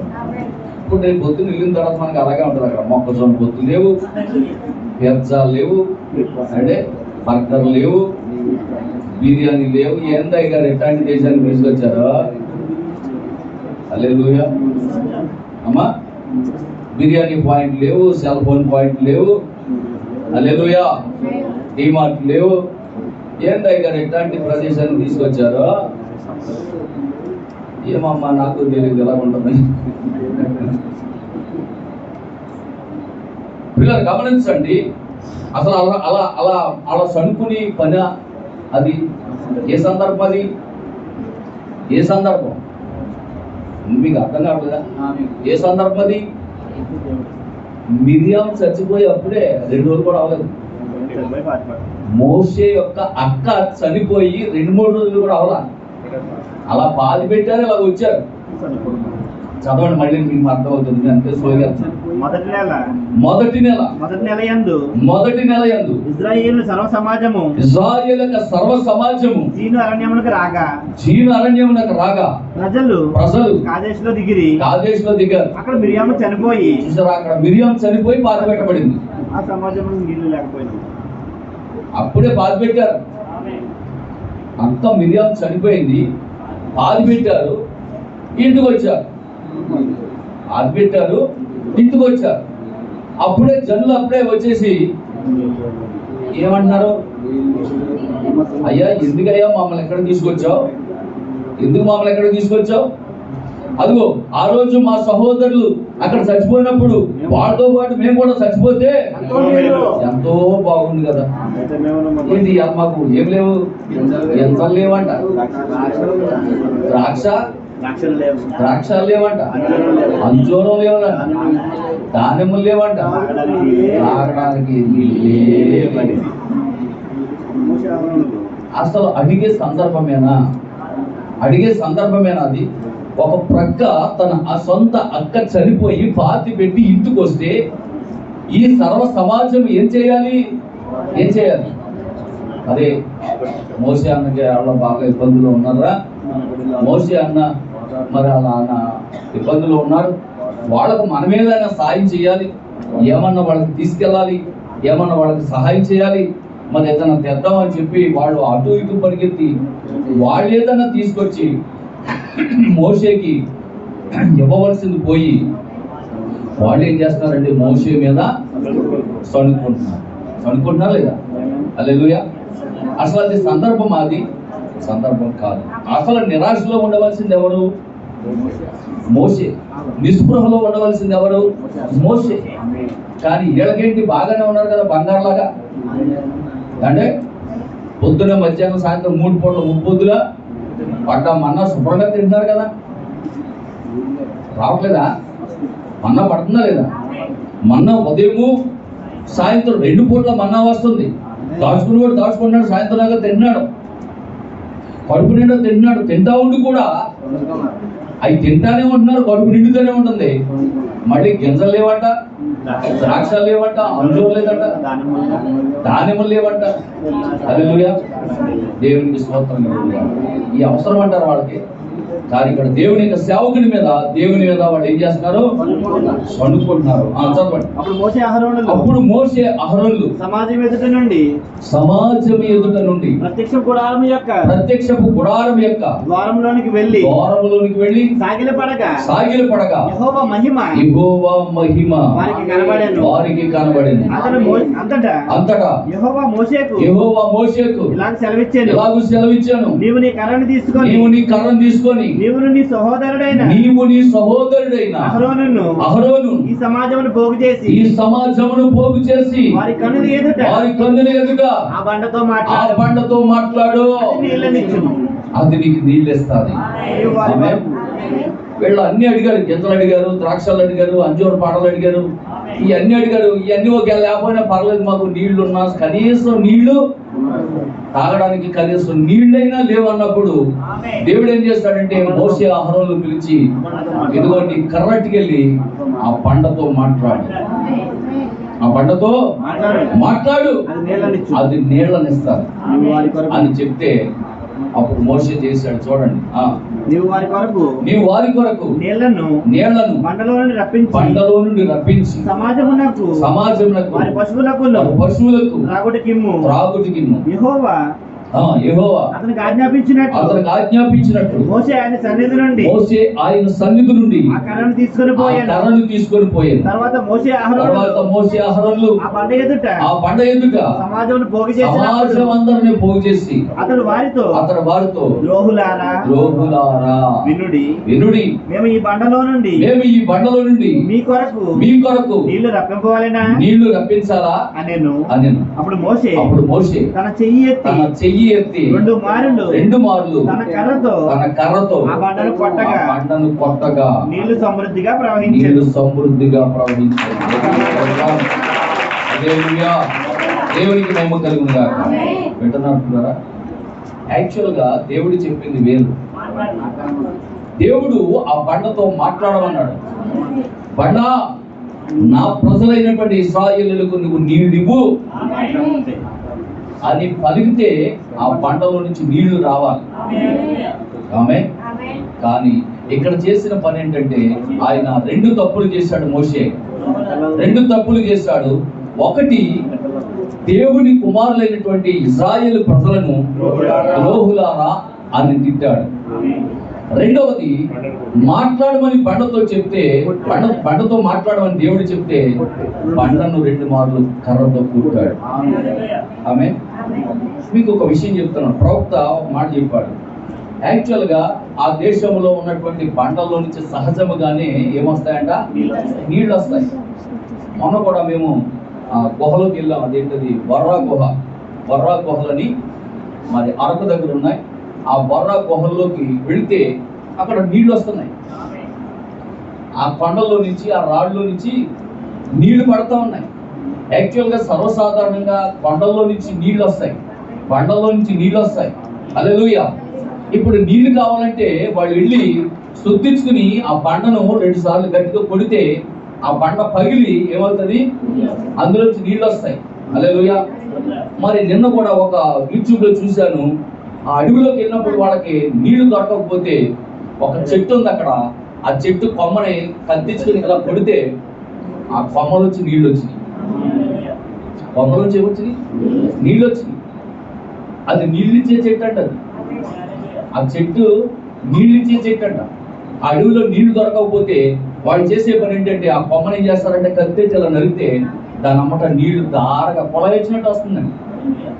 హల్లెలూయా. ఇప్పుడు చూడండి, ఆ దేశంలో ఉన్నటువంటి బండలు ఏం చేస్తారంటే పగలగొడితే ఆ బండల్లోంచి ఏమొస్తాయి? నీళ్ళు వస్తాయి. కాబట్టి ఈ పెద్ద పెద్ద విశేషం ఏం కాదు. ఇది బండను కొడితే నీళ్లు రావడం గొప్పతనం కాదు అంటున్నాడు అక్కడ. కానీ బండతో, బండ, నా ప్రజలకు నీళ్ళివ్వు అని మాట్లాడితే బండ నీళ్ళిస్తే అది దైవశక్తి అని నమ్ముతారు. అది నన్ను కొడితే ఏం నమ్ముతారు? కొడితే ఏ బండ అయినా నీళ్ళు ఇస్తాయి అక్కడ. ఏ బండలు కొట్టినా నీళ్ళు ఇస్తాయి అక్కడ. కానీ దేవుడు అందుకేమన్నాడు, బండతో మాట్లాడన్నాడు. కానీ మాట్లాడడానికి బదులు బండని కర్రతో 2 మార్లు కొట్టాడు. ఇది రెండవ తప్పు. 2 తప్పులు చేస్తాడు ఇక్కడ సేవకుడు. 2 తప్పులు చేశాడు. ఒకటి, ద్రోహులారా అని తిట్టాడు దేవుని పిల్లలను. 2, బండతో మాట్లాడమంటే కొట్టాడు. 2 తప్పులు చేశాడు. మన ప్రవక్త ఏమంటాడంటే, మోషే 2 తప్పులు చేయడానికి కారణం ఇశ్రాయేలీయులు. మోషే 2 తప్పులు చేయడానికి కారణం ఎవరంటే ఇశ్రాయేలు ప్రజలేనంట. హల్లెలూయా, దేవునికి స్తోత్రం కలుగును గాక. ఇప్పుడు ఇశ్రాయేలు చేసినటువంటి ఆ తప్పుకి ఇప్పుడు మోషేకి శిక్ష వచ్చింది, ఇశ్రాయేలు ప్రజలకి శిక్ష వచ్చింది. హల్లెలూయా. ఒకటే అన్నాడు ఆయన, నువ్వు ఎల్లవో, నీ మాట వినని వీళ్ళు అందులో అడుగు పెట్టవు. నీకు ఒక ఆప్షన్ ఇస్తున్నాను, చూస్తావు అంతే. ఏంటది?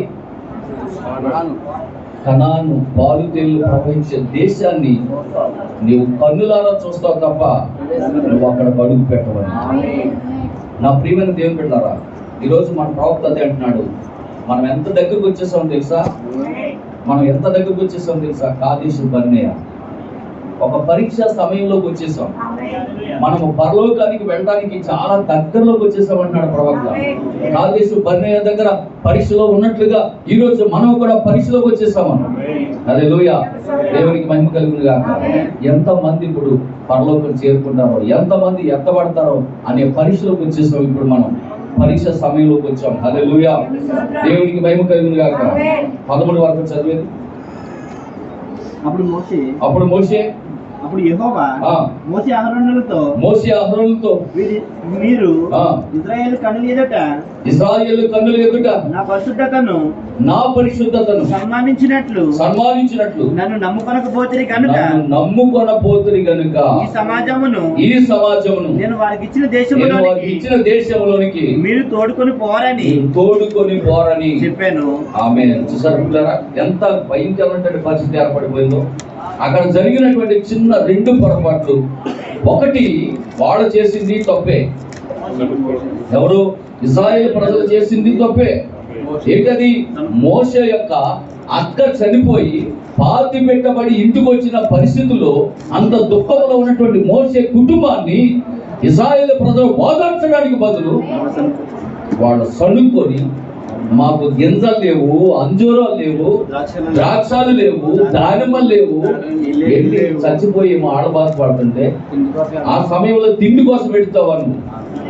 ఈ ప్రజలు భయంకరంగా చెడిపోయినటువంటి ప్రజలు అయి ఉన్నారు. ఏ సమయంలో ఏం మాట్లాడాలో తెలియని పరిస్థితిలో ఉన్నారు వాళ్ళు. దేవునికి స్తోత్రం కలుగును. మోషే కుటుంబం ఎంతో బాధలో ఉంది. సొంత అక్క చనిపోయి వాళ్ళు ఏడుతుంటే ఆ సమయంలో వీళ్ళు తిండి కోసం పెడుతున్నారు. వాళ్ళు చేసిన మొదటి తప్పది. హల్లెలూయా, దేవునికి స్తోత్రం కలుగును గాక. వాళ్ళు ఆ విధంగా తప్పు చేస్తే మోషే అహరోనులు చేసిన తప్పు ఏంటంటే, ద్రోహులారా అని దేవుని కుమార్తెలను తిట్టడము వీళ్ళు చేసిన తప్పు అయితే, బండతో మాట్లాడంటే కర్రతో 2 మార్లు కొట్టడం చేసిన 2వ తప్పు మోషే. అటు వాళ్ళు తప్పు చేశారు, ఇటు వీళ్ళు తప్పు చేశారు. కాబట్టి దేవుడు అంటున్నారు, మీలో ఎవరు పరలోకం, మీలో ఎవరు కనాను వెళ్ళరు, మీరు కనాను దేశంలో మీలో ఎవరు అడుగు పెట్టరు. నా యొక్క శక్తిని మీరు శంకించారు, నా పరిశుద్ధతను మీరు కాపాడలేకపోయారు. ఆ మాట చదువు. అప్పుడు యెహోవా మోషే అహరోనులతో మీరు ఇశ్రాయేలు యొక్క కన్నుల ఎదుట నా పరిశుద్ధతను సన్మానించినట్లు నన్ను నమ్ముకొనకపోతిరి. చూసారా, నన్ను నమ్మలేకపోయారు గనుక ఈ సమాజమును నేను వారికి ఇచ్చిన దేశంలోనికి మీరు తోడుకొని పోలేదు. నా మాట మీరు వినలేదు కనుక, నా మాట ప్రకారం మీరు గైకొనలేకపోయారు కనుక నేను తీసుకెళ్తానని చెప్పినటువంటి ఆ దేశానికి మీరు తోడుకొని పోయారు. ఇప్పుడు ఇందాక చదివాం 29, ఇర్మియా గ్రంథం 29. 12 చదవండి. ఇప్పుడు అక్కడ ఏమంటాడు దేవుడు చెప్తున్నాడు. యెహోవా ఈ ఆజ్ఞించుచున్నాడు, యెహోవా ఈ ఆజ్ఞించుచున్నాడు, బబులోను రాజ్యమునకు 70 సంవత్సరాలు గతించిన తర్వాత మిమ్మల్ని గురించి ఉమ్. నేను పలికిన శుభవార్త నెరవేర్చి ఈ స్థలమునకు మిమ్మల్ని తిరిగి రప్పించినట్లు నేను మిమ్మల్ని దర్శించును. నేను మిమ్మల్ని దర్శిస్తాను. నేను మిమ్మల్ని గురించి ఉద్దేశించిన సంగతులు నేను ఎరుగుదును. రాబో కాలమందు మీకు నిరీక్షణ కలుగునట్లుగా సమాధానకరమైన ఉద్దేశములే గాని హానికరమైనవి కావు. హల్లెలూయా. చాలా జాగ్రత్తగా ఉండండి, సబ్జెక్టే జాగ్రత్తగా ఉండండి. అక్కడ ఇశ్రాయేలు ప్రజలను 400 సంవత్సరాలు ఐగుప్తులో బానిసలుగా అప్పచెప్పేశాడు. 400 సంవత్సరాల తర్వాత నేను ఒక విమోచకుని పుట్టించి ఆ విమోచకుని ద్వారా నేను మిమ్మల్ని మరలా తిరిగి కనానులోనికి నడిపిస్తానన్నాడు. వాగ్దానం చేశాడా లేదా? హల్లెలూయా. వాగ్దానం చేశాడు. తీసుకెళ్లాలని దేవునికి ఆశ ఉంది, కానీ ఆ ప్రాంతంలో అడుగు పెట్టే అర్హత వాళ్ళు కోల్పోయారు మధ్యలో. జాగ్రత్త గమనించండి, నా మాటలు జాగ్రత్త గమనించండి. దేవుడు తీసుకెళ్ళాలి. వాగ్దానం చేశాడా లేదా? వాగ్దానం చేశాడా లేదా? నేను మిమ్మల్ని ఐగుప్తు చెరలో నుండి విడిపించి ఆ పాలు తేనెలు ప్రవహించే కణానికి తీసుకెళ్తానని వాగ్దానం చేశాడా లేదా? మరి ఎందుకు వెళ్తానంటున్నాడు? ఇప్పుడు మీరు అందులో అడుగు పెట్టని ఎందుకు అంటున్నాడు? ఆయన తప్ప, ఆయన తప్పు కాదు, వీళ్ళు చేసిన తప్పు, ఇశ్రాయేలు చేసిన తప్పు, మోషే అహరోను చేసిన తప్పు. ఆమె దేవుని పిల్లల తప్పు చేసిన ఊరుకోడు, ప్రవక్తల తప్పు చేసిన ఊరుకోడు, సేవకులు తప్పు చేసిన. సేవకులు ఎవరు? అహరోను. ప్రవక్త ఎవరు? మోషే. విశ్వాసులు ఎవరు? ఇశ్రాయేలు. వాళ్ళ తప్పు చేసిన ఊరుకోలేదు, ప్రవక్త మోషే చేసిన ఊరుకోలేదు, సేవకుడు అహరోను చేసిన ఊరుకోలేదు. మీరు ఎల్లరో చూస్తారంతే అన్నాడు, అంతే ఆ చేశాడు. కానీ ఇక్కడ చూడండి, ఆయన అంటున్నాడు కింద చదవండి. ఇదే 29వ అధ్యాయము 12 కింద చదవండి. మీరు నాకు మొరపెట్టుదురని, మీరు నాకు ప్రార్థన చేయొచ్చు వద్దురని నేను మీ మనవి ఆలకిస్తాను. మీరు నన్ను వెతికిన ఎడల పూర్ణ మనస్సుతో నన్ను గూర్చి విచారణ చేయని ఎడల మీరు నన్ను కనుగొందురు. నన్ను నేను మీకు కనబరుచుకొందును. ఇదే యెహోవా వాక్కు. నేను మిమ్మల్ని చెరలో నుండి రప్పించెదను. నేను మిమ్మల్ని చెరపట్టి ఏ జనుల్లోనికి ఏ స్థలములోనికి మిమ్మల్ని తోలివేస్తాను. ఆ జనులందరిలో నుండి ఆ స్థలములన్నిటిలో నుండి మిమ్మల్ని సమకూర్చి రప్పించెదను. ఇదే యెహోవా వాక్కు. ఎక్కడ నుండి మిమ్మల్ని చెరక పంపాను అచ్చటికే మిమ్మల్ని మరలా రప్పించుదును. మాటిచ్చాడు. రప్పించాడా లేదా? యెరూషలేం వచ్చారా లేదా? ఎక్కడి నుంచి పంపించాడు వాళ్ళని? యెరూషలేంలో నుండి బబులోనుకు పంపించాడు. మాటిచ్చాడు, మరలా మిమ్మల్ని ఎక్కడికి తీసుకొస్తానన్నాడంటే ఎక్కడి నుంచి పంపించానో అక్కడి నుంచి మరలా తీసుకొచ్చి అక్కడ తీసుకొస్తానన్నాడు. మరి వచ్చారా లేదా? ఎందుకు వచ్చారు? వీళ్ళు ఎందుకు వచ్చారు? వాళ్ళు ఎందుకు రాలేకపోయారు? వీళ్ళు ఎందుకు వచ్చారు? వాళ్ళు ఎందుకు రాలేకపోయారు? వాళ్ళ దేవుని మాటకు లోబడలేకపోయారు. దేవుని మాటకు లోబడ్డారు, మళ్ళా తీసుకొచ్చారు. అందుకే అంటాడు, ఆకాశము గతించిన, భూమి గతించిన, హల్లెలూయా. దేవునికి స్తోత్రం కలుగును గాక, దేవునికి మహిమ కలుగును గాక. కనుక పిల్లరా, ఇక్కడ చూడండి, మరి జీవితంలో విసుగుపోవడానికి ఎన్నో కారణాలు ఉండొచ్చు, కానీ సమస్యకు పరిష్కారాన్ని చూపే దేవుడు ఉన్నాడని మర్చిపోవద్దు. ఆమేన్, హల్లెలూయా. దేవునికి మహిమ కలుగును గాక. కొన్ని సందర్భాల్లో నీవు ప్రేమించిన వారే నిన్ను ప్రేమించిన వారే నీకు శత్రులుగా మారి అవసరమైతే నిన్ను చంపడానికి కూడా వారు వెనకాడు. నమ్ముతారా? ప్రవక్త అన్నాడు, నిన్ను ప్రేమించిన వారు, నీవు ప్రేమించిన వారే నిన్ను ప్రేమించిన వారే నీకు శత్రువులుగా మారి అవసరమైతే నిన్ను చంపడానికి వెనకాడు. అంతేకాదు ఒక సందర్భంలో నీవు కూడా చనిపోవాలని అనిపిస్తుంది. నిరాశ, నిస్పృహ వచ్చినప్పుడు, నీవు ప్రేమించిన వారే నీకు ఎదురు తిరిగి నీకు శత్రువులుగా మారినప్పుడు వాళ్ళ చేతుల్లో నేను చచ్చే కంటే నా అంతట నేను చచ్చిపోతే బాగుండని ఒక సందర్భంలో నీకు అనిపిస్తూ ఉంటుంది. అదే నిరాశ, నిస్పృహ అంటున్నాడు. హల్లెలూయా, దేవునికి స్తోత్రం కలుగును గాక. మోషే సమస్యకు పరిష్కారం దేవుని మందిరంలో ప్రార్థించడమే. హల్లెలూయా. మోసే సమస్యకు పరిష్కారం ఏంటి చెప్పండి? దేవుని సన్నిధికి వెళ్ళారు వాళ్ళు, ప్రార్థన చేయడం మొదలు పెట్టారు వాళ్ళు. ఆమేన్. నా ప్రియమైన దేవుని బిడ్డలారా, ప్రవక్త అన్నాడు, ఈరోజు నీ సమస్యకు పరిష్కారం ఏంటంటే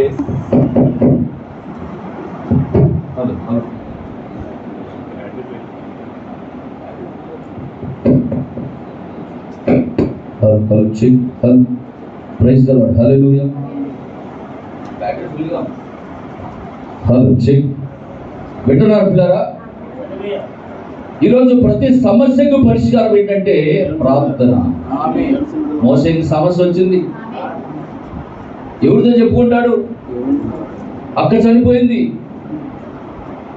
భార్య కూడా రావట్లేదు, పిల్లలు దూరంగా ఉన్నారు, అన్న ఉన్నాడు కానీ పట్టించుకోడు, నిరాశలో ఉండిపోయాడు, నిస్పృహలో ఉండిపోయాడు.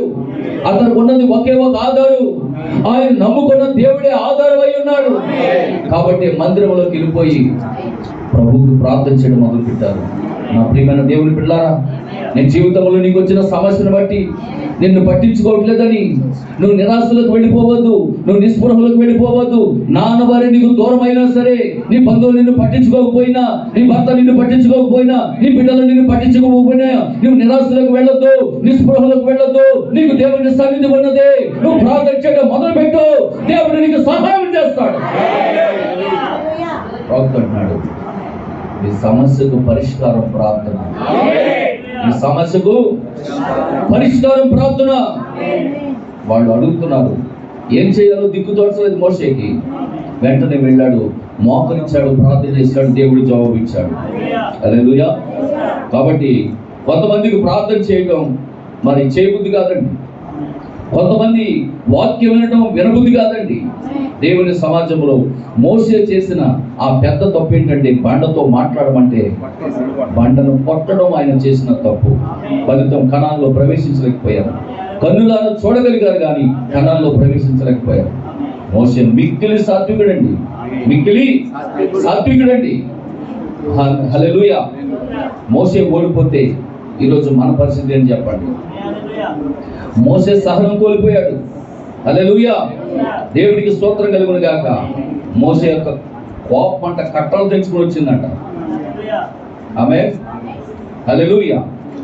అయితే అప్పుడున్న కోపం ఇప్పుడు లేదంట. ఎప్పుడున్న కోపం? 40 సంవత్సరాల వయసులో ఉన్న కోపం 80 సంవత్సరాలు ఇప్పుడు లేదు. 40 సంవత్సరాల వయసులో ఉన్న కోపం ఉంటే ఐగుప్తిని గోమెన కొట్టి ఇసుకి పోయి తీసుకెళ్ళింది. హల్లెలూయా. దేవునికి స్తోత్రం. ఎవడరా నీళ్ళు అడిగినాడు? ఎవడరా నీళ్ళు అడిగాడు? నీళ్ళు కావాలా? దాని వెనకరా, ప్రత్యక్ష కూడా వెనకరా, గ్యాస్ పెట్టి ఒకటి కొట్టి ఇంకో ఇది తీసుకెళ్ళేసి నీళ్ళు తాగడరా వెళ్ళిపోయాడు. దేవునికి స్తోత్రం. అప్పుడున్న కోపం ఉంటే చంపేందుకు. కానీ ప్రవక్త అన్నాడు, ఇప్పుడు మోషే మిక్కిలి సాత్వికుడు. ఆ కోపం లేదంట. నిర్గమ 2:12, నిర్గమకాండం 2వ అధ్యాయం 12వ వాక్యం. నిర్గమకాండం 2వ అధ్యాయం 12వ వాక్యం. అతడు ఇటు అటు తిరిగి చూసి ఎవడూ లేకపోగా ఆ ఐగుప్తీయుని చంపి ఇసుకలో వాడిని కప్పిపెట్టాడు. అంతే. ఎవడో లేడట. అటు ఎవడో లేడు, దేవుడో లేదు. కొంత దెబ్బ కొట్టాడు, చంపేశాడు, బదియలు కార్యక్రమం చేసేసాడు, పరదేశము పుల్లారని పాడేశాడు, ప్రార్థన చేసి వెళ్ళిపోయాడు. అంతే. పాస్టర్ ఆయనే. విశ్వాసులు అయితే బరియల్ కార్యక్రమం అంతా సమాప్తం చేసేసాడు. ఇంకా జ్ఞాపకార్థ గుడుగులు ఉండడం కాటికి ఆటన గుడుగులు ఇంకా మొత్తం అన్ని కార్యక్రమాలు ఆ రోజే. దేవునికి స్తోత్రం. పెద్దదే ఉండదు, చిన్నదే ఉండదు. ఆమేన్. 32వ అధ్యాయం నిర్గమకాండం 32వ అధ్యాయం 21-22 వాక్యాలు. అప్పుడు మోషే నీవి ప్రజల మీదకి ఈ గొప్ప పాపం రప్పించినట్లు వారిని ఏమి చేశారు అని అహరోను అడగగా, అహరోను నా ఏలినవాడా నీ కోపం మండనీయకము. నీ కోపం మండనీయకురా నాయన, నీ కోపం మామూలు కోపం కాదురా బాబా. ఎవరంటున్నారు? అన్నయ్య అన్న అహరోను అంటున్నాడు. అదే తమ్ముడా, నీ కోపం మామూలు కోపం కాదురా నాయన, నీ కోపానికి ఒకటి బలైపోయినా తెలుసు కదరా. హల్లెలూయా. నీ కోపం మామూలు కోపం కాదురా, నీ కోపం మామూలు కోపం కాదు నాయన, నీ కోపం మండిపోను. ఏమవుతుందంట? మోషే కోపం మండుతుందంట. చదవండి. నీ కోపం మండనీయకము. నీ కోపము మండనీయద్దు. ఈ ప్రజలు దుర్మార్గులన్న మాట నువ్వు ఎరుగుదు. వారు మాకు ముందు నడుచుటకు ఒక దేవతను చేయము. ఐగుప్తులో నుండి మమ్మల్ని రప్పించిన వాడకు ఈ మోషే ఏమాయను మాకు తెలియదనేది. అందుకు నేను ఎవరి యొద్ద బంగారం ఉన్నదో వారు దానిని ఓడదీసి దండని చెప్పి నేను దాన్ని అగ్నిలో వేయగా ఈ దూడ చూసారా? ఆయన ఏం చేస్తాడు మరి? ఏం తెచ్చాడో ఏం దయపెట్టాడో తెలియదు కానీ అదేం పోత వచ్చింది, దూడలాగా వచ్చిందంట అది పోత. హల్లెలూయా. దేవునికి స్తోత్రం కలుగుతుంది. ఎవరో ఒకరు ఉండాలి మన ముందు నడవడానికి, ఎవరో ఒకరు పెట్టుకోవాలి మన ముందు నడవడానికి. ఐగుప్తు నుండి ఇప్పుడు దాకా తీసుకొచ్చిన మోషే ఏమయ్యాడో మనకు తెలియదు. ఎందుకంటే మోషేయే మీకు దేవుడు అని చెప్పాడు. మోషేయే మీకు ఒక చిన్న దేవుడిగా ఉంటాడని చెప్పాడు. ఇప్పుడు మా దేవుడు ఏమైపోయాడో మాకే తెలియదు. కాబట్టి మా మొత్తం నడవడానికి ఒక దేవుడు మాకు కావాలని చెప్పి బలవంతం చేశారంట. అహరోన్ని బలవంతం చేస్తే అప్పుడు ఏం చేద్దాం మరి? మీ దగ్గర ఉన్న బంగారం ఏమంటే పట్టండి అని చెప్తే ముక్కులు చెప్పులు కాళ్ళు మెట్లు సుట్లు గొట్లు తట్లు అన్ని పట్టుకొచ్చి ఇస్తే దాన్ని కరిగించి ఏం చేశాడంట? ఏదో మరి ఎందులో పోసాడో మొత్తం రాత్రి గోడాకారం వచ్చింది. గోడాకారం వచ్చి తాళం చేశారు. ఇదిగోరు మన దేవుడు. అక్కడ ప్రారంభమైందండి మన బతుకు. ఈ విగ్రహాలను అనేది అక్కడ ప్రారంభమైంది. దేవునికి స్తోత్రం. హల్లెలూయా. దేవునికి మహిమ కలిగింది కాక. కాబట్టి పిల్లరా, మోషే కోపము మండెను. సర్వసాధారణంగా మన జీవితంలో కలిగే కోపమును మన ఇంట్లో నివసిస్తున్న వస్తువుల మీద చూపిస్తూ ఉంటాం. దేని మీద చూపిస్తూ ఉంటాం? వస్తువుల మీద చూపిస్తూ ఉంటాం. ప్రవక్త అన్నాడు, వస్తువుల మీద చూపిస్తే నష్టం పోయేది నువ్వే అంటాడు. వస్తువుల మీద చూపిస్తే నష్టపోయేది నువ్వే అంటున్నాడు. హల్లెలూయా. దేవునికి మహిమ కలుగును గాక. ఆమేన్. ఎన్ని కేజీల బంగారమో తెలియదండి. మొత్తం మీద ఎన్ని కేజీల బంగారం సుట్లు తట్ల పొట్లు అన్ని పట్టుకొని చెప్తే ఆ దూడను చెప్తే ఆ దూడనేమో దేవుడికి ఆరాధన చేస్తుంటే పాపం వచ్చేసి మళ్ళీ తీసుకొచ్చి దాన్ని ఏం చేశాడు? మళ్ళీ మోసే నలకొట్టేశాడు. దాన్ని మళ్ళీ పొడి చేసేసాడు. దేని మీద చూపించాడు? మళ్ళీ కోపం వస్తువు మీద చూపించాడు. హల్లెలూయా. అందుకే మన ప్రవక్త అంటున్నాడు, మీకు కోపం వచ్చినప్పుడు, మన జీవితాలు కోపం వచ్చినప్పుడు మన ఇంట్లో వస్తువుల మీద చూపిస్తూ ఉంటాం. అవునా అంటున్నాడు మళ్ళీ. హల్లెలూయా. దేవునికి స్తోత్రం కలుగుతుందా. కాబట్టి వస్తువు మీద చూపించిన నీ కోపం నీ జీవితంలో నష్టం అంటాడు. ఆ వస్తువు ఏదైనా కావచ్చు, ఫ్రిడ్జ్ అయినా కావచ్చు, టీవీ అయినా కావచ్చు, మరి ఏదైనా కావచ్చు. హల్లెలూయా. ఇప్పుడు అన్ని స్టీలే కాబట్టి పెద్ద ఏం కాదు, పెద్ద ఏం ప్రాబ్లం ఉండదు. కొండలు అయితే పగిలిపోతాయి, గ్లాసులు అయితే పగిలిపోతాయి, కానీ స్టీల్ అయితే సొంటాడుతుంది. నీ అంకాల సొంతం ఉండదు, ఏమన్నా. కాబట్టి ఇప్పుడు చూడండి, ఇక్కడ ఒక మాట చెప్తున్నాడు, గలతీ 5:22 చదవమంటున్నాడు. గలతీ 5:22 త్వరగా చదవండి. గలతీయులకు రాసిన పత్రిక అయితే 5వ అధ్యాయము 22వ వాక్యం. అయితే ఆత్మ ఫలమేమనగా అయితే ఆత్మ ఫలమేమనగా ప్రేమ, ప్రేమ, సంతోషము, సంతోషం, సమాధానము, సమాధానం, దీర్ఘశాంతము, దీర్ఘశాంతం, దయాళత్వము, దయాళత్వం, మంచితనం, విశ్వాసం, సాత్వికం, సాత్వికం, ఆశానిగ్రహం, ఆశానిగ్రహం ఇటువంటి ఫలించేసింది. అంటున్నారా? నీ ఆత్మ ఫలిస్తే వచ్చేటటువంటి ఫలాలు ఇవి. ఆమె మోషే ఆత్మ ఫలించినప్పుడు కోపం, చూడండి 5:16 చదవండి. 5:16 కలిసి 5:16. నేను చెప్పినది ఏమనగా ఆత్మానుసారంగా నడుచుకోండి, అప్పుడు మీరు శరీరేచ్ఛలను నెరవేర్చరు. శరీరం ఆత్మకు, ఆత్మ శరీరములకు విరోధంగా పోరాడుచున్నది, వ్యతిరేకంగా ఉన్నాయి. కనుక మీరు ఏం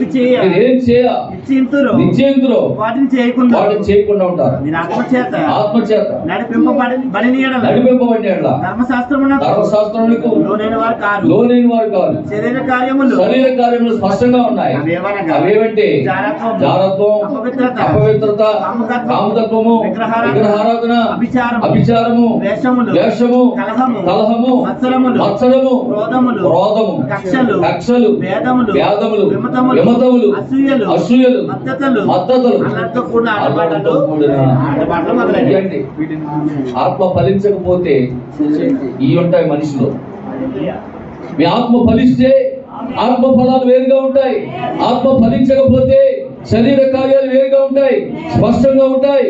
దానిని బట్టి ప్రవక్త అన్నాడు, ఆ చెట్టు ఫలించేటటువంటి ఫలాలను బట్టి ఈ చెట్టు మంచిది కాదని చెప్పొచ్చు అన్నాడు. దేవునికి స్తోత్రం కలుగునుగా. ఆ చెట్టు ఎటువంటిదో చెప్పాలంటే ఆ చెట్టు యొక్క ఫలాలు తిని ఈ చెట్టు మంచి ఫలాలు ఇచ్చింది. ఆమేన్. హల్లెలూయా. ఉదాహరణకు ఒక బత్తాయి చెట్టు ఉంది, ఒక నారింజ చెట్టు ఉంది. ఆ చెట్టు కాయలు కొలుచుకున్నప్పుడు తీయగా ఉన్నాయనుకోండి, అబ్బా భలే చెట్టు, ఇది మంచి చెట్టురా అంటాం. అవునా కదా? అలా ఉండగా చెప్పగలం ఆ చెట్టు అలాగుండగా, ఆ పళ్ళు అలాగుండగా అది మంచిదా చెడ్డదా అని ఎలా చెప్పగలుగుతాం? దాన్ని అది కాసినటువంటి ఆ ఫలాన్ని తీసుకొని మనం రుచి చూసినప్పుడు ఇది తీయనిగా ఉంది, ఆ చెట్టు మంచిదంట. ఇది పుల్లగా ఉంది, ఆ చెట్టు మంచిది కాదు అంటాం. దేవుని స్తోత్రం. హల్లెలూయా. అలాగే పిల్లరా, ఈ రోజు నువ్వు ఫలించావనడానికి నీ ఆత్మ ఫలిస్తే నీలో నుండి కొన్ని అద్భుతమైనటువంటి కార్యాలు బయటకు రావాలంట. ఇప్పుడు మోషే ఫలించాడు కాబట్టి ఒకప్పుడు ప్రాణం తీసేవాడు, ఇప్పుడు ప్రాణం పెడతారండి. అయ్యా నీ పిల్లల కొరకు అవసరమైతే ముందు నన్ను చంపు, అప్పుడు నా మీద నుంచి దాటెళ్ళి నీ పిల్లలు చంపు. అందుకని నేనుండగా వాడిని చంపడానికి వీల్లేదని మోషే అడ్డుపడ్డాడు. ప్రాణం ఇవ్వడానికి సిద్ధపడ్డాడు. సాత్వికుడిగా మారిపోయాడు, దీనత్వంగా మారిపోయాడు. మోషే తన ప్రజల కొరకు ప్రాణం పెట్టడానికి సిద్ధపడుతున్నాడు. ఒకప్పుడు ప్రాణం తీసిన వ్యక్తి ఇప్పుడు తన ప్రజల కొరకు ప్రాణం పెట్టడానికి సిద్ధపడుతున్నాడంటే మోషే జీవితంలో గొప్ప కార్యం జరిగింది. ఆత్మ ఫలించింది. హల్లెలూయా. దేవునికి మహిమ కలుగును గాక. కనుక పిల్లరా, ఆత్మ చేత నడిపించబడినటువంటి వారు ఆగ్రహానికి గురి కారు. మళ్ళా చెప్తున్నానండి, ఆత్మ చేత నడిపించబడిన వారు ఆత్మ ఫలిస్తే ఆత్మ చేత నడిపించబడతారు.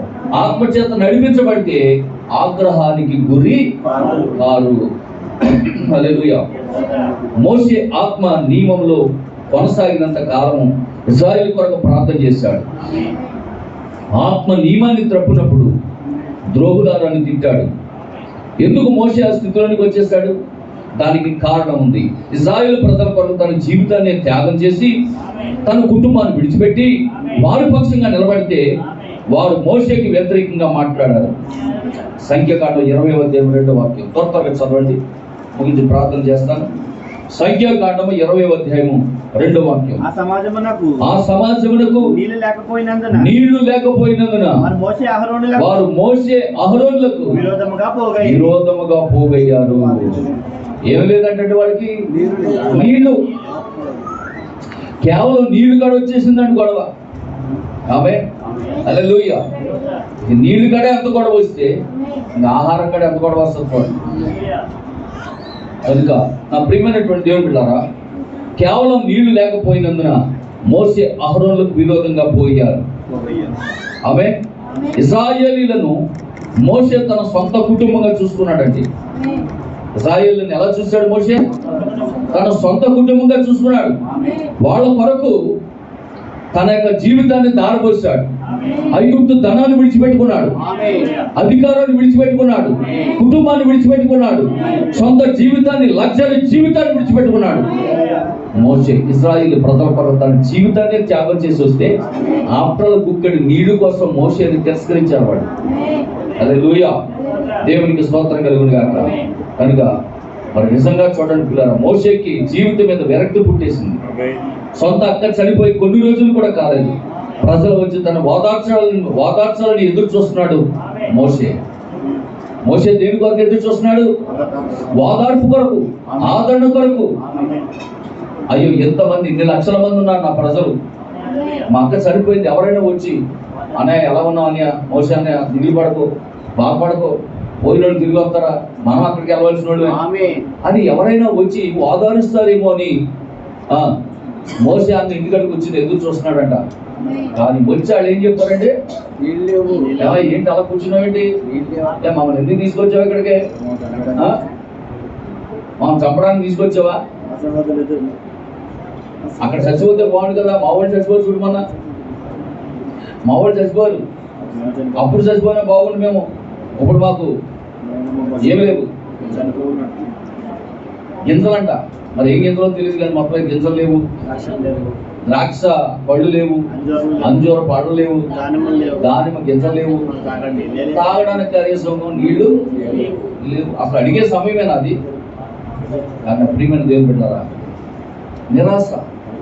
నిరాశలో ఉన్నటువంటి మోషే దగ్గరికి వెళ్ళి వాదార్చవలసినటువంటి ఇశ్రాయేలు ప్రజలు తనను విసిగించారు. ఆ కారణాన్ని బట్టి ద్రోహులారా అని పిలిచారు. ఆమేన్, హల్లెలూయా, దేవునికి మహిమ కలుగును గాక. సామెతల గ్రంథం 23వ అధ్యాయము 18వ వాక్యం. సామెతల గ్రంథము 23వ అధ్యాయము 18వ వాక్యం. నిశ్చయముగా ముందుగతి రానేవచ్చును, నీ ఆశ భంగము కానేరదు. నా కుమారుడా, నీవు విని జ్ఞానము తెచ్చుకో. నీ హృదయము యథార్థమైన త్రోవలయందు చక్కగా నడిపించుకో. హల్లెలూయా. ఏమంటాడండి? నిశ్చయముగా ముందుగతి రానేవచ్చును, నీ ఆశ భంగం కానేరదు. హల్లెలూయా. నీ ఆశ భంగం కానేరదు. నువ్వు నిరాశ చెందకు, నువ్వు నిస్పృహ చెందకు. దేవుడు నీకు తోడున్నాడని నమ్ము. ఎలాంటి పరిస్థితుల్లోనైనా, ఎట్టి పరిస్థితుల్లోనైనా నువ్వు నిరాశ చెందొద్దు, నిస్పృహలకు వెళ్ళొద్దు. నువ్వు నమ్ముకున్న దేవుడు నిన్ను విడిచిపెట్టడాన్ని నువ్వు నమ్మినట్లయితే ఆ దేవుడికి నువ్వు ప్రార్థన చేస్తే ప్రార్థన ఆలకించిన దేవుడు నీకు సహాయము చేస్తాడు. దేవుడు అన్యాయస్తుడు కాడండి. హల్లెలూయా, దేవునికి మహిమ కలుగును గాక. లూకాసు వార్త 6:35. లూకాసు వార్త 6వ అధ్యాయం 35వ వాక్యం. మీరైతే ఎట్టివారిని గురించి అయినను నిరాశ చేసుకొనక మీ శత్రువులను ప్రేమించండి, మేలు చేయండి, అప్పు ఇయ్యండి, అప్పుడు మీ ఫలము గొప్పదయ్యుండును. మీరు సర్వోన్నతుని కుమారులయ్యుందురు. ఆయన కృతజ్ఞత లేని వారి ఎడలను దుష్టుల ఎడలను ఉపకారి అయి ఉన్నాడు. చూసారా? హల్లెలూయా.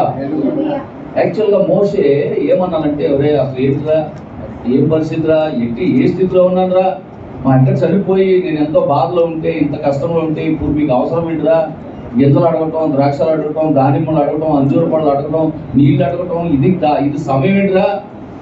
ఒకరోజు ఉండలేరా నీళ్ళు తాగకుండా? ఉండలేరండి, ఒకరోజు ఉండలేరా నీళ్ళు తాగకుండా? 65% ఉంటుందండి నీళ్ళు లోపల మనకి.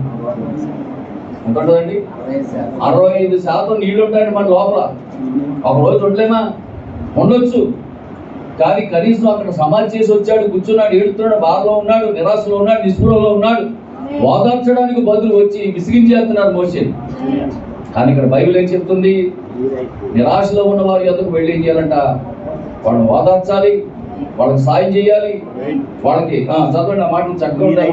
మీరైతే ఎట్టివారిని గురించి నిరాశ చేసుకొనక మీ శత్రువులను ప్రేమించుడి, మీ శత్రువులను కూడా ప్రేమించండి, మేలు చేయండి, అప్పు ఇయ్యండి, అప్పుడు మీ ఫలం గొప్పదై ఉండును. మీరు సర్వోన్నతుని కుమారులై ఉందురు. ఆయన కృతజ్ఞత లేని వారి ఎడల కూడా దుష్టుల ఎడల ఉపకారి అయి ఉన్నాడు. దుష్టుల ఎడలే ఉపకారం చేసే దేవుడిని మనం కలిగి ఉన్నాం. శత్రువులను కూడా ప్రేమించే దేవుడిని మనం కలిగి ఉన్నాం. కాబట్టి మరి ఇప్పుడు మోషే వాళ్ళకి ఉపకారం చేశాడా, అపకారం చేశాడా? మోషే ఇప్పుడు శత్రువా, మిత్రువా? ఇశ్రాయేలుకి మోషే శత్రువా? కాదు, మిత్రుడే, నాయకుడే, మంచివాడే, సహాయం చేసేవాడే. మరి అలాంటి వ్యక్తి దగ్గరికి వెళ్ళి నువ్వేం చేయాలి? సహాయం చేయాలి. కానీ వాడు అది చేయట్లా. అది చెయ్యాలని బైబిల్ చెప్తుంది. కాబట్టి మీ తండ్రి కనికరం గలవాడై ఉన్నట్టు మీరును కనికరం గలవారై ఉండండి. మీ తండ్రి కనికరం గలవాడైతే ఆ బుద్ధులు నీకు రావాలి కదా, నువ్వు కనికరించాలి కదా. మోషే దగ్గరికి వెళ్ళి అయ్యా బాధపడకయ్యా, పోయినోడు తిరిగి రాడయ్యా, నువ్వు బాధపడకు, ఏదో దేవుడే చూసుకుంటాడులే, ప్రార్థన చేద్దాం, సాయంకాలం ప్రార్థన ఎట్టుకుందాం అని మోషేని ఓదార్చి ఆ సాయంకాలం ఏమైనా కూడుకు పెట్టుకుంటే ఆ ప్రార్థనలో దేవుడు ఒక మోషే అడుగునేమో, అయ్యా వీడికి గింజలు లేవు, ద్రాక్షలు లేవు, ధాన్యం లేదు, అంజూరం లేవు, నోరు ఊరిపోతుంది, నీళ్ళు లేవు అని ఆ రాత్రి ప్రార్థనలో దేవుడికి మోషే మొరపెట్టినేమో. అసలు అప్పుడు దాకా ఆగరేళ్ళు లేదు, తిట్టేస్తున్నారు, కనుక్కుంటున్నారు, మోషేని ఆరోన్ని తిడతా ఉన్నారు. నిరాశ నిస్పృహలో ఉన్నారు వాళ్ళు. దేవునికి స్తోత్రం, హల్లెలూయా. కీర్తన గ్రంథం 62:5 తోడతారు. కీర్తన గ్రంథం 62:5 నా ప్రాణమా దేవుని నమ్ముకొని దేవుణ్ణి నమ్ముకొని మౌనంగా ఉండు. ఆయన వల్లనే నాకు నిరీక్షణ కలుగుతున్నది. దేవుని నమ్ముకో, మౌనంగా ఉండు, నిరీక్షణ ఉంచు. సహాయం ఆయనే పంపిస్తాడు నీకు. సహాయం ఏం చేస్తాడో ఆయనే పంపిస్తాడు నీకు. దేవునికి స్తోత్రం. ఒక చిన్న మాట చెప్పి ముగిస్తానే, జాగ్రత్తగా చూడండి. ఆయన ఇద్దరు పాస్టర్ గారు ఒక చోట సేవకి వెళ్తున్నారు. సేవకి వెళ్తుంటే ఇద్దరు పాస్టర్ గారు కూడా సేవకి వెళ్తా ఉన్నారు. ఎందుకంటే మంచిదని వెళ్తా కొంచెం దారి ఖర్చులు, బోర్డింగ్ అవి ఉంటాయి కదా, మరి ఆ రూమ్ తీసుకోవడానికి కొంచెం డబ్బులు అవి ఖర్చు పెట్టవలసి వస్తుందని కొంచెం డబ్బులు కూడా తీసుకెళ్తున్నారు. దేవునికి స్తోత్రం. కొంచెం దూరం వెళ్ళేటప్పటికి అక్కడ ఒక ముసలాయన అడుక్కునే అతను పాపం చాలా పేద స్థితిలో వచ్చి, అయ్యా 2 రోజులైంది బాబు అన్నం తినడానికి ఏం లేదు బాబు, కొంచెం అన్న భోజనం చేస్తాను, ఎంతో కొంత ఇవ్వండి బాబు అని ఆ కరెక్ట్ అడుక్కుంటూ వస్తుంటే ఈ పాస్ గారు అతని మీద కనికరపడి ఏం చేసినట్టంటే జేబులో ఇలా చెయ్యట్టి ఇలా తీసి ఇంకెంత కూడా ఎక్స్ట్రా ఉండేదంట, ఎంత వచ్చింది మొత్తం జేబులో ఉన్నంత తీసేసి అతనికి ఇచ్చేసాడు. ఇంకేం లేవంట జేబులో, ఇంకా ఆయనకి ఏమీ జేబులో లేవంట, అన్నీ ఇచ్చేసాడంట. అంత చూస్తే ఇంత కట్ట ఉందంట చేతిలో. ఈ పక్కన పాస్ గారికి ఏమో ఏంటి మొత్తం ఇచ్చేస్తున్నాడు, భోజనానికి ఎంత అవుతుంది, 150 అవుతుంది, 150 ఇవ్వచ్చు కదా, కట్టంతా ఇచ్చాను కానీ తిట్టుకుంటున్నాడండి పక్కన పాస్ గారు. ఇచ్చేసాక ముసలాడు 100 బాబు, చాలా మంచివాళ్ళగా ఉన్నారు, నీళ్ళు నూరేడు నాయాసి కూడా పోసిన 100 నువ్వే బతుకుబావు అని చెప్పి టీవీ చేసి కూడా. ఈ పాస్ గారు పక్కన ఉన్నాను అంటే ఆయన అడిగింది భోజనానికే కదా, 100 150 అయితే సరిపోతుంది కదా, మీకు జేబులో ఉన్న మొత్తం ఇచ్చేటట్టు ఉండడానికి ఏమైనా ఉన్నాయంటే ఇంకేం లేవు నా దగ్గర. అయ్యా 5,000 వేసుకున్నాను జేబులో, ఇవాళ మనకి ఖర్చులకి, మనం అప్పుడు తిరిగి రావడానికి గట్రా ఒక 5,000 వేసుకున్నాను, సరిగ్గా 5,000 చేతికి వచ్చినాయి, 5,000 ఇచ్చేసాను, నా దగ్గర డబ్బులు ఏం లేవు, నీ దగ్గర ఉన్నాయి కదా పర్లేదా, నా దగ్గర ఉంటే నేను ఎలా ఖర్చు పెడతాను అంటున్నాడు. సరే దేవుడే చూసుకుంటాడులే అని ఇక ఎదరికి ప్రయాణం చేస్తున్నారంట, కొంచెం ఎదరికి వెళ్తున్నారంట. ఎదరికి వెళ్తూ ఉంటే సరిగ్గా కొంచెం మనం ఏమేమి అడుగులండిదనంట బందిపోటు దొంగలో ఎదురుగా వచ్చి పేక మీద గద్దెట్టి టీ గవ్వం టీ మీ దగ్గర ఏమున్నాయని ఇక్కడికి భాస్కర్ చేద్దాడు. 4 జేబులు ఇచ్చిన రూపాయలు తప్పలేదు. అంటే భాస్కర్ మీకు ఏం డబ్బులు లేవండి. ఏమి లేవో ఇందాక ఎవరు అడుగుతున్నాడు వచ్చి ఇచ్చేసాను. నా దగ్గర రూపాయలు మీ ఇంతకు బతకాలి 2 రోజులు మేము స్వార్థకు వచ్చామన్నాడు. ఆ భాస్కర్ దగ్గరికి వెళ్తే 10,000 దొరికినాయి. ఎంత 10,000 దొరికినాయి. ఈ భాస్కర్ దగ్గర బాగా దొరికినాయి మాకు. మొత్తం మీద ఆ డబ్బులు ఈ డబ్బులు అన్నీ కూడా ఆడు ఎవరు ఆ బందిపోటు దొంగ ఆడు కోట్లు ఏకంగా బుక్ చేసుకుంటాడు. డబ్బులు ఎక్కడ ఈ డబ్బులు ఆ డబ్బులు అక్కడక్కడ మొత్తం అన్ని కొట్టుకొచ్చారంట. ఆ ఏరియాలో వచ్చి ఆ దారిలో వచ్చి వాడు అందరి దగ్గర కొట్టారంట. బంగారం డబ్బు అన్నీ ఈ పట్టట్లేదంటే ఈ 10,000 మళ్ళీ ఆడాడుతుంటే బయటకు వచ్చారు. ముఖ్యాతంటే ఓ జేబులు ఈ సొక్కలు ఆ కోట్లో ఉందంట. ఈ పాస్టర్ గారు చూశాడంటే ఈ బందిపోటు దొంగ సొక్క తల మిసిపోతుందంట. ఎవరి పాస్టర్ గారు రే ఆ పాస్టర్ గారి సొక్కనకి మనం అయ్యో డబ్బులు లేవన్నా మరి డబ్బులు లేవని సొక్క ఏమన్నా నేను అయ్యో నేను ప్రార్థనకి వెళ్తున్నాను బాబు మరి సొక్కలేకపోతే ఎలాగంటే నేను ఇస్తానులే అన్నాడంట. మీరు ఇస్తారా అనేటప్పటికి ఈ దొంగడు బందిపోటు దొంగ ఏంటంటే ఆడు కోటికి పేసి భాస్కర్కి ఇచ్చేసి ఆ భాస్కర్ తెలసొక్క ఈ వేసేసుకుని వెళ్ళిపోరండి. దేవునికి స్తోత్రం గారు. అదే వెళ్ళిపోయి ఎక్కడో అడుగు మధ్యలోకి వెళ్ళి ఎత్తుకుంటున్నాడు. ఇవాళ ఎంత వచ్చిందో కలెక్షన్ చూద్దామంటే ఇంకెక్కడ కలెక్షన్ ఎక్కడ ఉంది? కలెక్షన్ ఏమో భాస్కర్ జేబులో ఉంటుంది. ఈ సొక్కలో రూపాయలు తెలసొక్క బాగా తెలగా అంటుంది కానీ ఈ సొక్కలో మాత్రం రూపాయలు మొత్తం డబ్బు అంతా బంగారం అంతా ఎందులో ఉంది? నల్ల కోట్లో ఉంది. ఆయన ఏమో వచ్చేందరూ వాళ్ళకి ఎప్పుడు కానీ గవ్వబా ఈ సొక్క అయిపోయి ఇలా తీస్తేనంట దాని నిండా డబ్బులు 5 లక్షలు ఉన్నాయంట. 5 లక్షలు అంటే అక్కడ లెక్కలా చేశారంట డబ్బు. 5 లక్షల రూపాయల డబ్బు. హల్లెలూయా. దేవునికి స్తోత్రం కలుగునుగా. వింటున్నారా? సరిగ్గా వీళ్ళు ఆ డబ్బులు వీళ్ళు లెక్క ఎత్తుకుంటున్నారు, జైబెట్టుకుంటున్నారు. ఈ లోపల పోలీసులు అన్ని ఎత్తుకుంటూ వచ్చేసారు. దేవునికి స్తోత్రం. హల్లెలూయా. ఎత్తుకుంటూ వచ్చేసేవాడికి వీళ్ళు మీరు ఎవరో ఏంటంటే మేము పాస్టర్ అంటే ఇలాగ సేవ చేస్తానికి వచ్చామన్నాను. సరే వెళ్ళిపోండి అని అడుగుతారు. వీళ్ళు ఈ చొక్క వయసు చొక్క వేసుకున్నా ఈయన పట్టేసుకున్నారు కానీ పాప దగ్గర అయిపోయారు డాక్టర్ గారు చూసారా.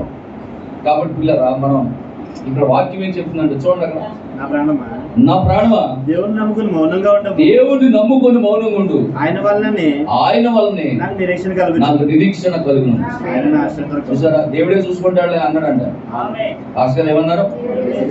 నా దగ్గర ఇచ్చేయమనడం భేదం కనికరించాడు. భేదం యెహోవా తప్పించేవాడు 5,000 ఇస్తే 5 లక్షలు ఇచ్చేది. దేవునికి స్తోత్రం. కాబట్టి ఇక్కడ ఏమంటాడు చదవండి 5వ వాక్యం. నా ప్రాణమా దేవుడిని నమ్ముకొని మౌనంగా ఉండు. ఆయన వలననే నిరీక్షణ కలుగుచున్నది. హల్లెలూయా. దేవునికి మహిమ కలుగును గాక. ఆమేన్. 16:8 కీర్తన 16:8 కూడా చదివి. కీర్తన గ్రంథం 16:8 సదాకాలము యెహోవాయందు నా గురి నిలుపుచున్నాను. ఆయన నా కుడి పార్శ్వమందు ఉన్నాడు కనుక నేను కదల్చబడను. సదాకాలం మన గురి, సదాకాలము మన గురి యెహోవాయందే నిలపాలి. అప్పుడు నిరాశ నిస్పృహకు నువ్వు గురి కావు. నిరాశ నిస్పృహ నీలోనికి రాదు. సదాకాలం అది ఎలాంటి కాలం, కష్టకాలం కావచ్చు, శీతాకాలం కావచ్చు, యాసకాలం కావచ్చు, శ్రమకాలం కావచ్చు. పెట్టన్నారా? హల్లెలూయా. ఏ కాలమైనా కావచ్చు, ఏ కాలమైనా సదాకాలము నువ్వు ఏం చేయాలంటే ఆయన యందే నువ్వు గురి ఉంచాలి. అప్పుడు నువ్వు ఎన్నడూ కూడా నిరాశకు నిస్పృహకు లోను కావు.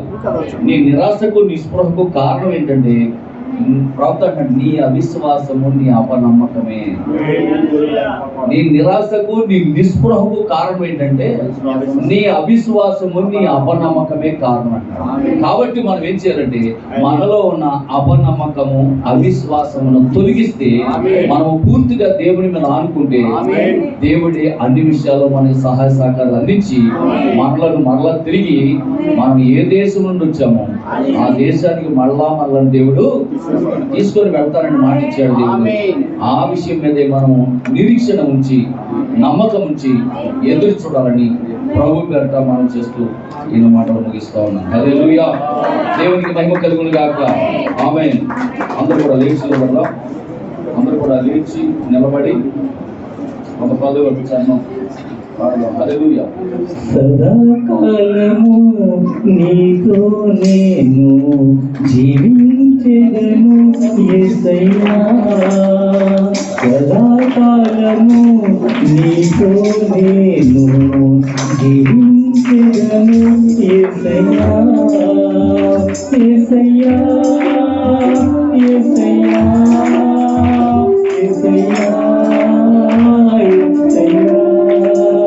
యేసయ్యా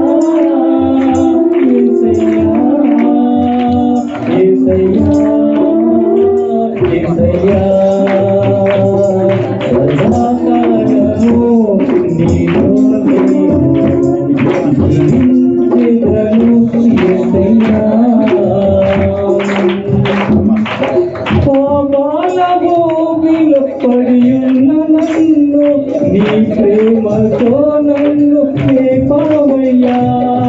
పాపాల భూమిలో పడి ఉన్న నన్ను నీ ప్రేమతో నన్ను లేపావయ్యా. ఏ తోడు లేని నాకు నా తోడుగా నా అండగా నీవు నిలిచావయ్యా. ఏ తోడు లేని నాకు నా తోడుగా నా అండగా నీవు నిలిచావయ్యా. యేసయ్యా యేసయ్యా యేసయ్యా యేసయ్యా యేసయ్యా యేసయ్యా యేసయ్యా. సదాకాలము నీతో నేను జీవించెదను యేసయ్యా. నీ వాత్సల్యమును నాపై చూపించి నీ సాక్షిగా నన్ను నిలిపావయ్యా. నీ వాత్సల్యమును నాపై చూపించి నీ సాక్షిగా నన్ను నిలిపావయ్యా. ఆశ్చర్య కార్యములు ఎన్నో చేసి నా తోడుగా నీవు నిలిచావయ్యా. ఆశ్చర్య కార్యములు ఎన్నో చేసి నా తోడుగా నీవు నిలిచావయ్యా. యేసయ్యా యేసయ్యా యేసయ్యా యేసయ్యా యేసయ్యా యేసయ్యా యేసయ్యా యేసయ్యా. సదాకాలము నీతో నేను జీవించెదను యేసయ్యా. సదాకాలము నీతో నేను జీవించెదను యేసయ్యా. యేసయ్యా యేసయ్యా యేసయ్యా యేసయ్యా యేసయ్యా యేసయ్యా యేసయ్యా యేసయ్యా. హల్లెలూయా. దేవునికి మహిమ కలుగును గాక. మంచి బిడ్డలారా, మరి దయచేసి గమనించండి. మరి ఇప్పుడు ఇంకా మనకి ఎండలో పూర్తిగా పెరగలేదు కాబట్టి ఎక్కువ ఎండమీ లేదు చేత ఈ నెలకి ఇలాగే 9:30కి కంటిన్యూ చేద్దాం. వచ్చే నెల నుంచి మే నెల మొదటి వారం నుంచి మరి 4 వారాలు కూడా ఒకవేళ జూన్లో కూడా ఒకవేళ ఎక్కువ ఎండలు ఉంటే అప్పుడు కూడా 6కి పెట్టుకుందాం. ఓకేనా? ఇప్పుడు చల్లగా ఉంది, పెద్ద ఎండకేమీ లేదు. పైగా మనకు పైన రూమ్ కూడా ఇచ్చాం కాబట్టి చల్లగానే ఉంది, గమనించాం. ప్రార్థన చేసుకుందాం. మరి మీకు కింద పానీయం ఏర్పాటు చేయడం జరిగింది, కూల్ డ్రింక్స్ ఏర్పాటు చేశారు. శ్యామ్ కరణ్ గురించి ప్రార్థన చేయండి. హైదరాబాద్లో జాబ్ చేస్తున్నాడు, ఇంకా మంచిగా జాబ్ చేయాలండి. అలాగే ఆ యొక్క గ్లాసులు మీరు ఏం చేస్తారంటే ఎక్కడ పడితే అక్కడ పడేది, అక్కడ ఒక డబ్బు పెడతారు, అందులో రైల్లో పడేస్తున్నారు చాలా మంది, చాలా ఇబ్బంది పడుతున్నారు పడేయకుండా. హల్లెలూయా. ప్రార్థన చేసుకుందాం. తలలు వంచండి, కళ్ళు మూసుకోండి. మహాపరిశుద్ధుడానికి వందనాలు. ఈ యొక్క మధ్యాహ్న కాల సమయంలో ప్రభా నీ ప్రియమైనటువంటి బిడ్డలు నాయన నీ పరిశుద్ధ లేఖనంలో ధ్యానం చేయడానికి, నీ వాక్యాన్ని ప్రభా వినడానికి నాయన, మరి నేను ఆరాధించడానికి, నేను గణపరచడానికి నాయన, మరి ప్రతి పునరుద్ధాన ఆరాధనలో, ప్రతి పునరుద్ధాన దినమందు నీ బిడ్డలు ఎంతో భక్తి శ్రద్ధలతో నీ మందిరానికి వచ్చి ప్రభా నీ బిడ్డలు నేను ఇంతవరకు గణపరిచారు, ఆరాధించారు, స్తుతించారు. మరి ఇదిగో వాక్యం ద్వారా ప్రభా నిరాశ నిస్పృహలు అనేటటువంటి వర్తమానంలో ఈ గడియ వర్తమానికుడు ఈ కాలపు ప్రవక్త ద్వారా నైనా మాతో మాట్లాడే ప్రభా అందుని బట్టి స్తోత్రములు. నిజమైన అయినా మోషే ఎంతో నిరాశలో నిస్పృహలో ఉండిపోయాడు. అలాంటి నిరాశ నిస్పృహలో ఉన్నటువంటి ఆ మోషేని ఓదార్చడానికి బదులు జనులు అతను విసిగించేశారు. కాబట్టి అతడు విసిగిపోయి తన ప్రజలను ఉద్రోగులను తిట్టాడు. తద్వారా ప్రభా ఆ బండను మరి మాట్లాడడానికి బదులు కొట్టాడు. ఈ రెండు పొరపాట్ల వల్ల వాళ్ళు కనాను అనేటటువంటి ఆ పాలుతీళ్ళు ప్రవహించే దేశంలోనికి వాళ్ళు వెళ్ళలేకపోయారు, వాళ్ళు చేసిన పొరపాటు. అలాంటి పొరపాట్లు మా జీవితాల్లో మేము చేసుకోకుండా, మేము జరపకుండా ప్రభా నువ్వు ఏదైతే చెప్పావో ఆ మాట ప్రకారం మేము జీవించి ఆ పరలోక రాజ్యంలో లేదా ఆ యొక్క ఎత్తబాట్లు మేము ఉండడానికి ప్రభా సహాయం చేయండి ప్రభా. మేము ప్రవక్త అన్నాడు కాదేశు బర్నేయ దగ్గర జరిగినటువంటి ఆ పరీక్షలో మేము ఉన్నామని చెప్పాడు ప్రభా. కాబట్టి ఆ పరీక్షలో మేము నెగ్గాలంటే నీ పరిశుద్ధాత్మ కావాలి ప్రభా. సహాయం చేయండి ఆయన, దీవించండి, ఆశీర్వదించండి, మీరు బలపరచండి ప్రభా. నీకు స్తోత్రాలు. నిన్న వాక్యం మా హృదయాల్లో భద్రపరచుకుని వాక్య ప్రకారం జీవించే కృప దయచేయండి నాయన. వివాహం కావాల్సిన ఎవరు పెట్టున్నారు, మరి వివాహ వయసు వచ్చింది, యోగ్యమైన సంబంధాలు దయచేయండి. అలాగే చదువుకుని బిడ్డలున్నారు, ఉద్యోగాలు లేకున్నారు ప్రభా, వారి ఉద్యోగాల్లో సహాయం చేయండి ప్రభా. నీకు స్తోత్రాలు, వందనాలు, కృతజ్ఞతాస్తుతులు చెల్లిస్తా ఉన్నాం. అలాగే ప్రభా మరి ఇదిగోనైనా వివాహాలు అయ్యి బిడ్డలు లేనటువంటి వారు, గర్భఫలాలు లేనటువంటి వారు ఉన్నారు. నీ చిత్తమైతే వారి గర్భాలు కూడా తెరవండి. వృద్ధాప్యంలో ఆదరణ లేనటువంటి వ్యక్తులు ఉన్నారు ప్రభా, వారికి ఆదరణ, వాదార్పు, ధైర్యం విషయం దయచేయండి ప్రభా. నీకు స్తోత్రాలు. చిన్న బిడ్డలు ఉన్నారు, చదువుకుంటున్న బిడ్డలు ఉన్నారు, ఎగ్జామ్ రాసుకున్న బిడ్డలు ఉన్నారు, వారు మంచి ప్రయోజకులు అవడానికి, మంచి ఎగ్జామ్ రాయడానికి సహాయించండి. అలాగే జ్ఞాన నేషత బిడ్డలు కూడా ప్రసాదించండి ప్రభా. అన్నిటికంటే ప్రాముఖ్యంగా నీ వాక్య పరిచయంలో ప్రభా చక్కగా మేము ఎదిగి ఫలించదుముగా అటువంటి ఒలివ మొక్కల వల్ల మీ బిడ్డలు ఉండడానికి సహాయించండి. సంఘంలో నైన్ యవ్వన బిడ్డలు అందరూ కూడా ప్రభా చక్కగా నీ వాక్యాన్ని నేర్చుకొని అనేక మందికి సువార్తను ప్రకటించే భాగ్యం దయచేయండి ప్రభా. ఇదిగో నాయన నేను చెన్నై బయలుదేరి వెళ్తున్నాను, ప్రయాణంలో సహాయం చేయండి నాయన. అక్కడ ఎలా నిలబడి ఏ వాక్యం చెప్పాలో ఆ సంఘానికి కావాల్సిన ఆత్మీయ జీవాహారం విరిచి వడ్డించండి ప్రభా. ఈ నెలలో జరిగే కూడికలన్నీ కూడా దీవెనకరంగా, ఆశీర్వాదకరంగా జరిగించండి. అలాగే విజయాన్ని జ్ఞాపకం చేసుకోండి, ఆరోగ్య విషయంలో సాయం చేయండి, సంపూర్ణ స్వస్థించి నడిపించండి. అలాగే చిన్ని బైకి స్వాతంత్రం వెళ్తుండగా రాకపోగా తోడుండండి. సాల్మన్ కూడా జ్ఞాపకం చేసుకోండి ప్రభా. నీకు స్తోత్రాలు, వందనాలు. అలాగే ఈ లైవ్ ద్వారా, యూట్యూబ్ ద్వారా చూసినటువంటి బిడ్డలు ఎవరైనా బలహీనుంటే బలపరచండి, రోగులుంటే కూడా బాగు చేయండి. వారికి ఏది అవసరం ఉందో యేసునామములో తీర్చబడిగా సహాయం చేయండి. విదేశాల్లో ఉన్న మా ప్రసాద్ సహోదరులు అందరూ జ్ఞాపకం చేసుకోండి ప్రభా. నీ రాకడ ఆలస్యమైతే మళ్ళీ మేము పునరుద్ధరణ ఆరాధనలో పాల్గొని పొంది కృప అందరికీ దయచేయండి. దీవించమని యేసుక్రీస్తు నామములో ప్రార్థించడానికి వేడుకొంచున్నాం తండ్రి. మన ప్రభువైన యేసుక్రీస్తు వారి యొక్క కృప, పరిశుద్ధాత్మిక నేను సహవాసం ఇక్కడ చేరిన మనకు సకల పరిశుద్ధులకు, మరి ముఖ్యంగా ఈ పునరుద్ధరణ ఆరాధనలో పాల్గొని పొందిన మనందరికీ సదా దేవుడిని తోడు నడిపించి దీవించి ఆశీర్వదించిన గాక. ఆమేన్. షలోమ్. God bless you. ప్రభు మిమ్మల్ని అందరూ దీవించిన గాక. మీ అందరికీ వందనాలు. మరి కింద ఏర్పాటు చేసినటువంటి ఆ యొక్క కూల్ డ్రింక్స్ తీసుకుని వెళ్ళండి. అందరూ ప్రార్థన చేసినవాడు ఆడవాళ్ళు అందరూ ఇట్రండి, ఇటు రావాలి. ఆడవాళ్ళు, మగ పిల్లలు ఇట్రండి.